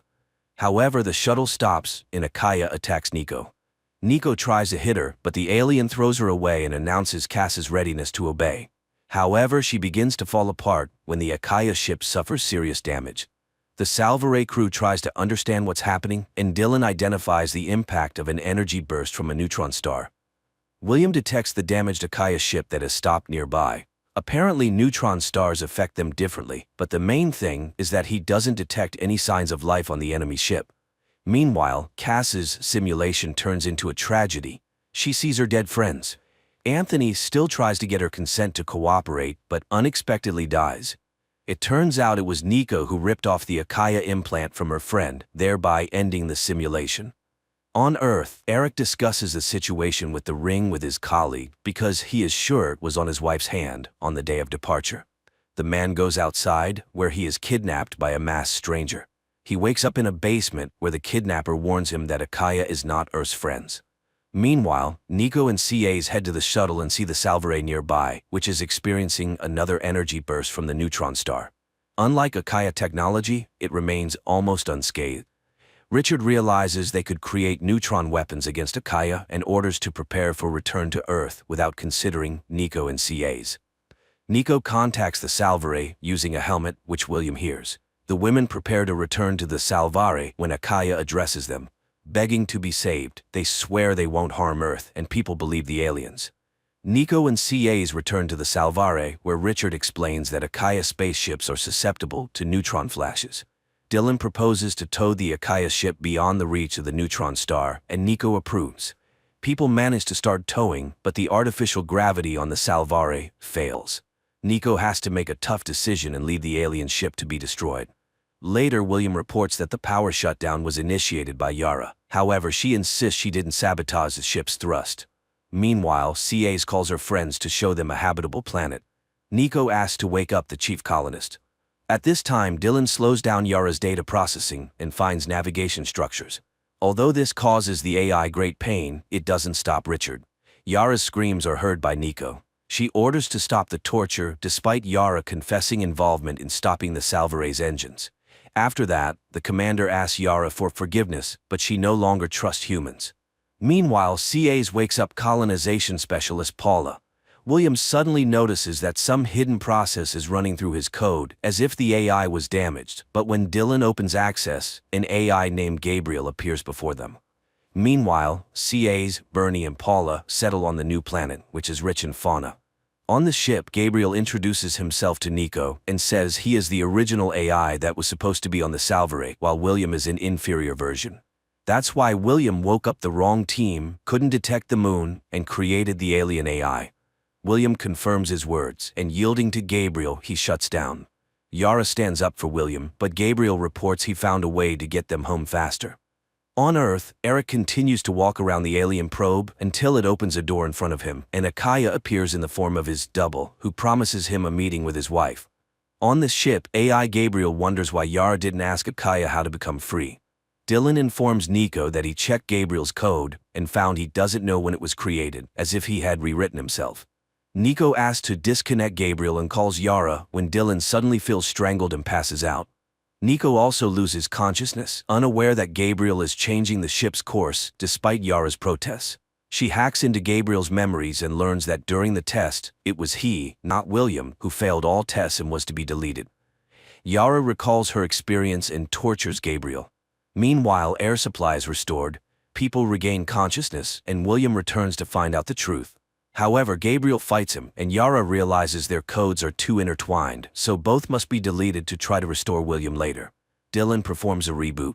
Meanwhile, the colonists try to contact the Salvare but get no response. Paula suggests naming the planet, where she has already found many useful minerals, but people don't know they are being watched by the local civilization. On the ship, Dylan brings William back, but it's his early version, lacking memories. At this time on the planet, people wake up to a noise near the shuttle, go to the sound, and find strange tracks. Paula notices some creature and shoots it. Then they are lifted onto the ship, where the doctor immediately starts analyzing the tracks in the blood of the unknown creature. Paula shows how many useful minerals the depths of the discovered planet hold. Moreover, it is very close to Earth. Meanwhile, the doctor reports that the creature's blood was yellow due to the lack of hemoglobin, similar to terrestrial insects. Nico decides to fully analyze the planet.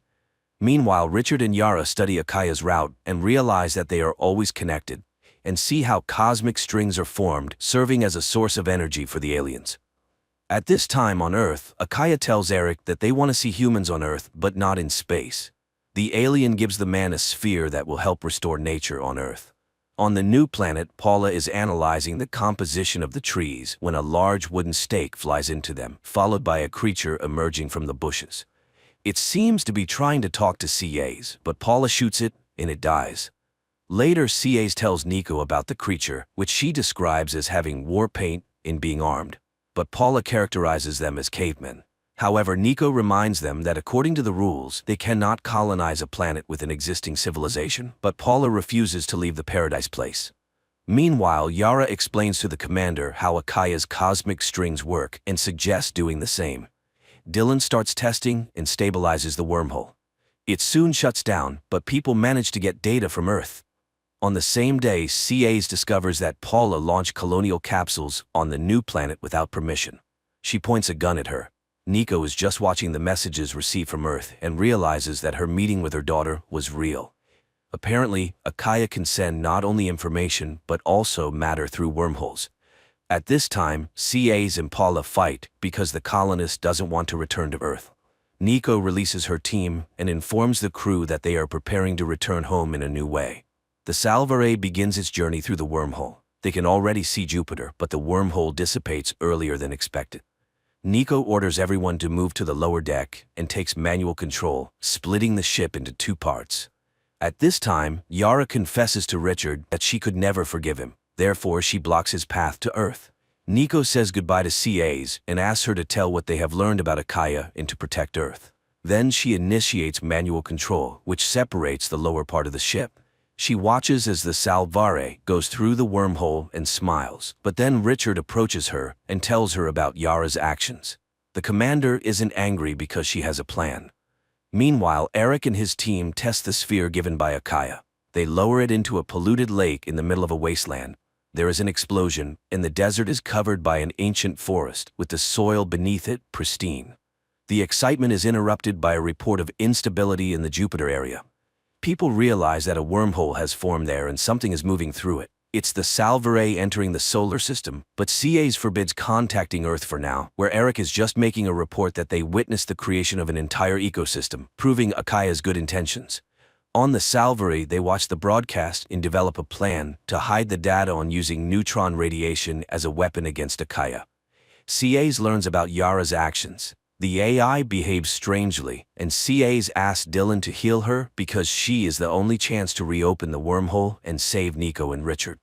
She then starts a broadcast, introducing herself as the commander of the Salvare and announces that Nico sacrificed herself to save others. Eric calculates that Nico has more than 2 weeks of oxygen left and can still be saved. He and his colleague Seth go to the Akaya probe and ask for help, but it remains silent. Suddenly, a door opens in front of Seth and the man steps inside. Meanwhile, on the ship, they seek a solution to the problem with Yara, as the Akaya code can read the data about the neutron weapon. On Earth, Seth returns from the Akaya probe and reveals that he has accepted an Akaya implant into his brain. Meanwhile, Dylan finishes uploading Yara's matrix to the shuttle's mainframe, announcing that she is ready for departure. She thanks William for her creation and leaves, thinking she is returning to space. CAs warns the crew that they must keep the information about Akaya's vulnerability to themselves until they understand how to use it. On this day, the Salvare returns to Earth. Eric rushes to CAs and asks for help to save his wife, but Yara is gone, and Akaya does not want to help. However, CAs manages to whisper to him about the secret materials. Then the crew is taken to hidden underground rooms where they are held illegally. Seth admits that he installed a bug on Eric and knows about his visit to the resistance group against Akaya. Now his people are killing the resistance fighters. Meanwhile, on the shipwreck, Nico builds a solar sail to travel to the colony planet. They have 10 days left until arrival, so they have enough oxygen. One day they suddenly hear some knocking, but Nico dismisses it as a meteorite. But the next day, Nico sees an increase in estimated time. People throw unnecessary items into space, reducing the arrival time. That day, Richard hears a noise but can't figure out what it is. Later, Nico finds abandoned items, realizes that someone is on the ship, and suggests to Richard that they search it. Armed, they check all the corners. In one of the halls, Nico clearly sees a kaya, but it turns out to be just scraps of plastic bags. Then a signal about damage to the outer sail comes through. Nico goes to the airlock, where she suddenly sees glowing Akaya beings. However, Richard tries to convince the captain that she is hallucinating. Meanwhile, on Earth, CAs admits to Eric that she doesn't remember their conversation about hiding the secret. The man suspects that Seth erased the astronaut's memory. Meanwhile, William tries to recall everything his prototype knew. He allows Yara and the hologram of Nico to merge with him into a single whole and remembers everything that happened during the space journey. In space, Richard discovers that the hallucinations were due to too high atmospheric pressure, but now everything is fine. Suddenly an alarm sounds, and they see a ship that does not belong to Akaya. Later, Nico finds herself tied to a table. Richard, and then she, are cut with a laser, causing the woman to lose consciousness. When she wakes up again, she sees some liquid pouring over them. Waking up again, they find that they can move, and there are no scars on their bodies. However, they are clearly being watched. Apparently, the aliens were studying their physiological reactions and would punish them if the pair refused to follow their rules. They go to the open door, but when Nico moves forward, the door closes, separating the pair. Meanwhile, on Earth, Eric helps the Salvare crew remember the information deleted from their brains. And everyone confirms that Akaya promised to do one thing or another in exchange for their loyalty. William tries to contact Eric or CAs, but Seth blocks him. At this time, Nico and Richard walk through the corridors of an unknown alien ship, receiving electric shocks for wrong actions. Suddenly, a door opens in front of Nico. She steps inside, touches an object, and sees a crashed alien ship on an unknown planet. Richard, whose hand is burning with a red bracelet, finds her there, but when they try to leave the room, the doors separate them again.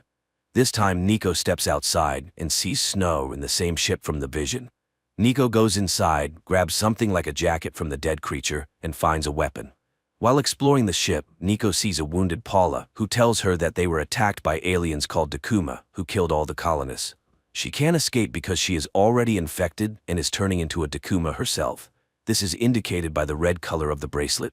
The aliens can't live here because of the cold, but they need the crystalline core that Nico was apparently sent for. Paula begs Nico not to let her turn into a Dakuma, and Nico kills her. She continues to move forward and finds the creature's severed arm, which she uses to activate the ship's control. Meanwhile, on Earth, Eric helps the Salvare crew escape. At this time, Nico returns to Richard, unfastens his bracelet, and the pair tries to escape, but there is no way out, and Nico challenges Dakuma, threatening to blow up the entire ship. Dakuma comes out and strangles her, but Richard activates the cooling system and freezes the alien. Later, Nico cuts off Richard's infected arm and immerses his body in the regeneration liquid. Nico wakes up the restored Richard and activates the Dakuma ship's systems. She suddenly notices Akaya probes. This means the aliens are aware of each other. She decides to ask Akaya for help to return to Earth, but for this, she needs to get inside the Akaya probe. Meanwhile, CAs and Eric reach the Salvare and call William, but he does not respond, as his developer Ursula and Seth are working on him, planning to destroy him. At this time, on the Dakuma ship, Nico and Richard find various weapons belonging to captured species. Richard dons armor and steps onto the unknown planet first. Struggling to get used to the thin atmosphere of the planet, they find a cave where the Akaya probe is located. In the cave, they find inscriptions on the walls and the bones of creatures that once lived there. Suddenly, the probe opens its doors in front of them, and the pair steps inside. At this time, Seth tells William that Nico and Richard are on the planet Chitala, and he orders Eric to be brought to him to implant his head. William immediately informs Eric about this, and although CAs tries to protect him, Eric is captured.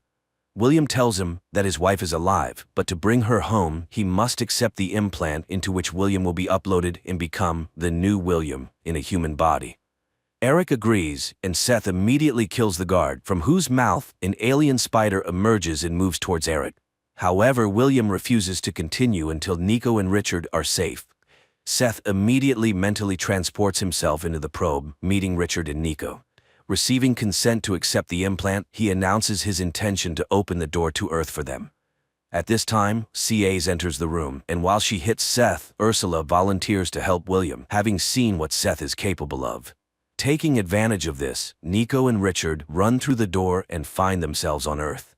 Seth reports that Akaya is angry and their ships are ready to attack. The survivors joyfully communicate by radio when they are met by the military, and Nico asks them to hurry and prepare the army for Akaya's attack, especially since they know how to kill them. Meanwhile, Eric and William adjust the Salvare's thrusters, turning it into a neutron weapon. Suddenly, a signal indicates the appearance of a wormhole between Earth and Mars, from which an Akaya ship emerges, and the Salvare destroys the alien ship.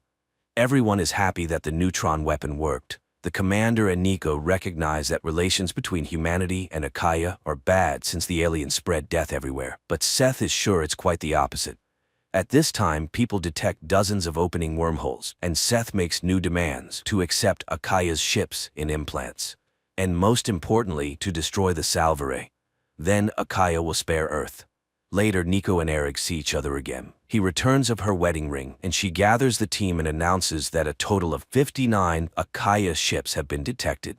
Then William suggests studying the debris from the already exploded ship where a captive Akaya is found, who behaves very quietly, apparently due to the lack of a power source.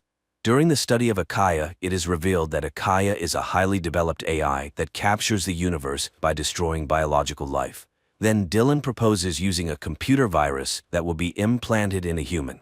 Then it is necessary to implant the Akaya implant into the infected human to infect the entire Akaya system with the virus. CAs volunteers to be a test subject. While discussions are ongoing, Nico quietly reaches Akaya, announcing that he can return to his kind within her. Eric tries to stop his wife, but is too late. She accepts the implant, and Eric releases the virus. Then CAs leads Nico inside the probe. They are met by Akaya, who says there will be no negotiations because humanity is a cancer in the universe. The alien taunts Nico, turning into people close to her and saying hurtful words. Suddenly, Eric sees the probe begin to disintegrate, and Akaya starts to feel pain. Nico shoots him with his own gun, grabs CAs, and they leave the probe, which is eventually destroyed. After all the events and victory, Nico finally embraces her family. Unexpectedly, the commander reports that new wormholes have opened. Signals come from all corners of the universe. Thousands of alien civilizations reach out and thank them for being the first to fight back against Akaya, instilling hope in other civilizations in the universe. This concludes the series.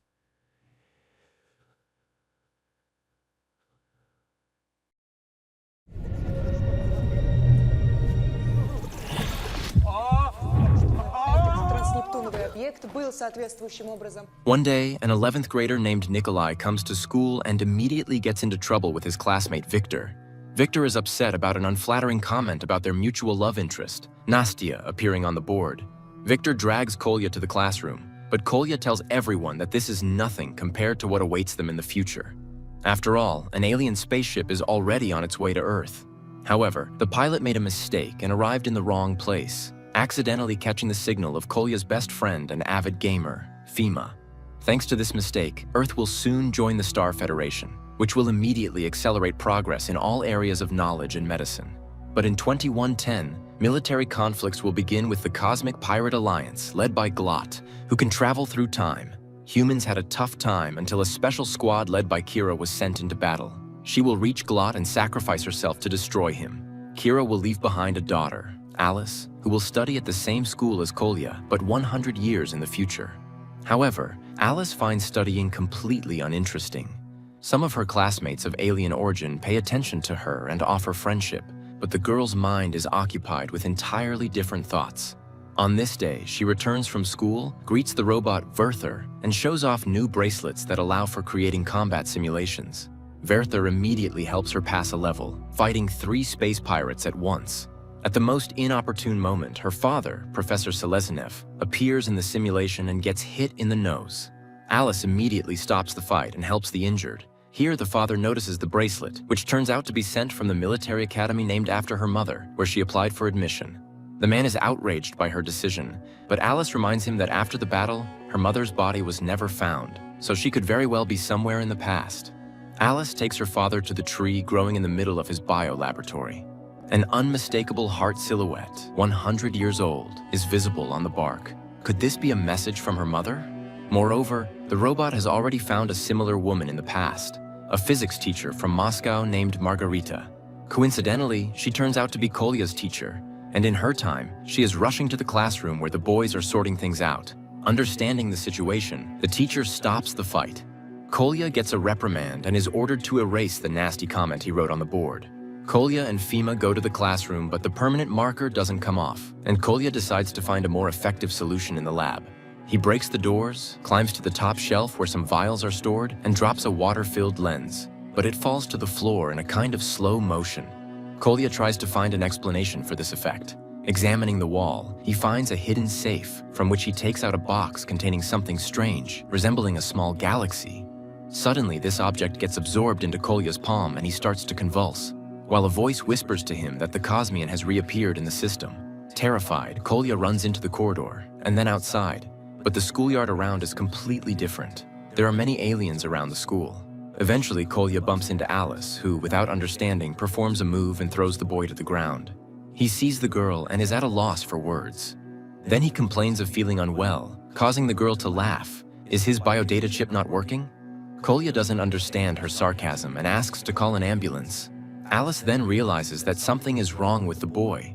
Besides, he is dressed very strangely. Kolya shows his pass, a badge, and the girl asks him to look around. Realizing that this is the future, the boy loses consciousness.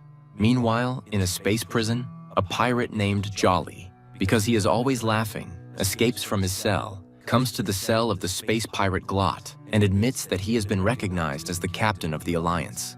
But Glot reminds him that without the Cosmian, they won't be able to conquer even the most underdeveloped planet. He can feel its waves and can find it. Jolly agrees to cooperate and frees Glot. Glot uses his mental powers to force the guards to self-destruct, and the pirates escape. Meanwhile, Kolya regains consciousness and is frightened by the robot Werther. Alice confirms that it is the year 2124. She shows him a view of a futuristic city with blooming sakura and white bridges. The temperature is now controlled by humans. Machines are used as needed. The meat they eat is artificial. At this time, Professor Seleznev comes to the laboratory. Learning that the boy somehow traveled from the past, he begins the analysis and finds that Kolya's body contains a cluster of exotic matter with variable gravity, what they call the Cosmian. Kolya explains where and how he found this object. Learning that his physics teacher is named Margarita, Alice immediately understands that this is her mother. After this news, the father shows Alice a letter. In it, the missing wife explains that because of the Cosmian, she ended up in 2014. The problem is that with its help, one can only move exactly 100 years. Kira changed her details and hid securely so that the pirates wouldn't find her. She asks her daughter to look after her father, and she will always be proud of her. Alice runs out of the room in tears. Kolya rushes after her. Alice, sitting under the tree, tells her virtual father everything she thinks about him. Werther leads Kolya to this place and explains that meeting oneself in another time leads to a continuum failure. And then the space pirates appear. Glot captures Kolya with his mental power, but Werther manages to activate the alarm signal. Glot reports that they can't take the Cosmian while the boy is alive, and the pirate Jolly prepares his weapon. But Alice rushes into the fight, using bionic arms. The professor appears, trying to stop the fight. However, Kolya, obeying Glot's mental power, shoots the professor. An energy release occurs, and reality begins to change. Alice, Kolya, and the pirates find themselves in the middle of a highway in 2024. Alice and Kolya run away, and Jolly chases them, jumping on cars. Werther helps the kids, and when the pirate catches up with the pair and stabs Alice with a sword, it turns out to be her hologram. Then the pirate cuts the robot in half. Angry, he complains to Glot, but Glot takes control of a motorcyclist and knocks his partner down. However, Jolly gets up and finds Kolya's pass card on the road. Now he knows which school he attends and plans to do without Glot. Meanwhile, Kolya and Alice ride away from this place by subway. Kolya takes the girl to his home. He explains to his mother that Alice lost her keys and cannot stay outside, and she allows the girl to stay overnight. At night, Kolya admits that he writes texts and performs rap dedicated to Alice. This makes an impression on her. Meanwhile, Jolly tries to get to the school, but taxi drivers take him for a lunatic. So Jolly grabs a smartphone with a mapped route from one of the taxi drivers and heads to the place on foot. and physics teacher Kira sees a news report about the incident on the road and recognizes the pirate Jolly. The next morning, Kolya brings Alice to school, where Nastya mistakes her for his new girlfriend and starts to harass the couple, not letting them pass. Then Kolya sees his physics teacher Kira, catches up with her, and starts telling her what happened. But the woman notices Fima and is puzzled because he should be at Kolya's apartment playing. The conversation is interrupted by the appearance of Jolly, who, seeing Kira, proposes to settle the matter peacefully. But the woman engages in a fight. The pair wreck everything around, and eventually, Kira ends up in the physics classroom, where Alice, Kolya, Fima, Nastya, and her new boyfriend Victor are hiding. They barricade themselves inside, Jolly breaks in, and Alice asks Kolya to take them to the future. But to activate the Cosmian, strong emotions need to be evoked in Kolya. And when the pirate breaks through the wall, Alice kisses Kolya. Temporal vortices start immediately. Taking advantage of the pirate's confusion, Kira cuts off his arm. The whole team is transported to the future. However, it is not at all a wonderful place. The school is destroyed and battle robots are flying outside. Kira hits one of them with a sword and its outer mask falls off, revealing the robot assistant Werther underneath. He explains why the world has changed. It turns out that in the original story, Fima, on the day of Kolya's first transfer to the future, went to his apartment to play in a gaming tournament and accidentally received the signal from the lost alien courier, which led Earth to join the Star Federation. But in the new reality, Glot, who ended up in the past, directed Fima to school instead of the tournament and took the signal himself. Earth turned into a Pirate Alliance outpost, enslaving humanity and forcing them to work for a bowl of soup. Werther leads the team to Jolly, who has hardly aged over 100 years. It turns out that he was the one who saved Werther, disguising him as a pirate bot. Kira doesn't believe the pirate, but he convinces the team that he is now on their side. And all these years, he has been craving revenge on Glot for betraying him, although by the oath, he cannot harm him personally. If they destroy Glot, everything will return to normal. 100 years ago, Fima received the signal. So they need to go to Kolya's apartment and stop Glot in the past. Kira, Kostya, and Jolly head to Kolya's apartment to thwart Glot's plan. Meanwhile, Fima suddenly wonders why Glot didn't track their move. The friends conclude that it is a trap, and indeed, they fall into a pirate ambush. Their friends rush to their rescue, and Victor destroys the attackers with a bomb found on Jolly. But it also collapses a huge building on the street.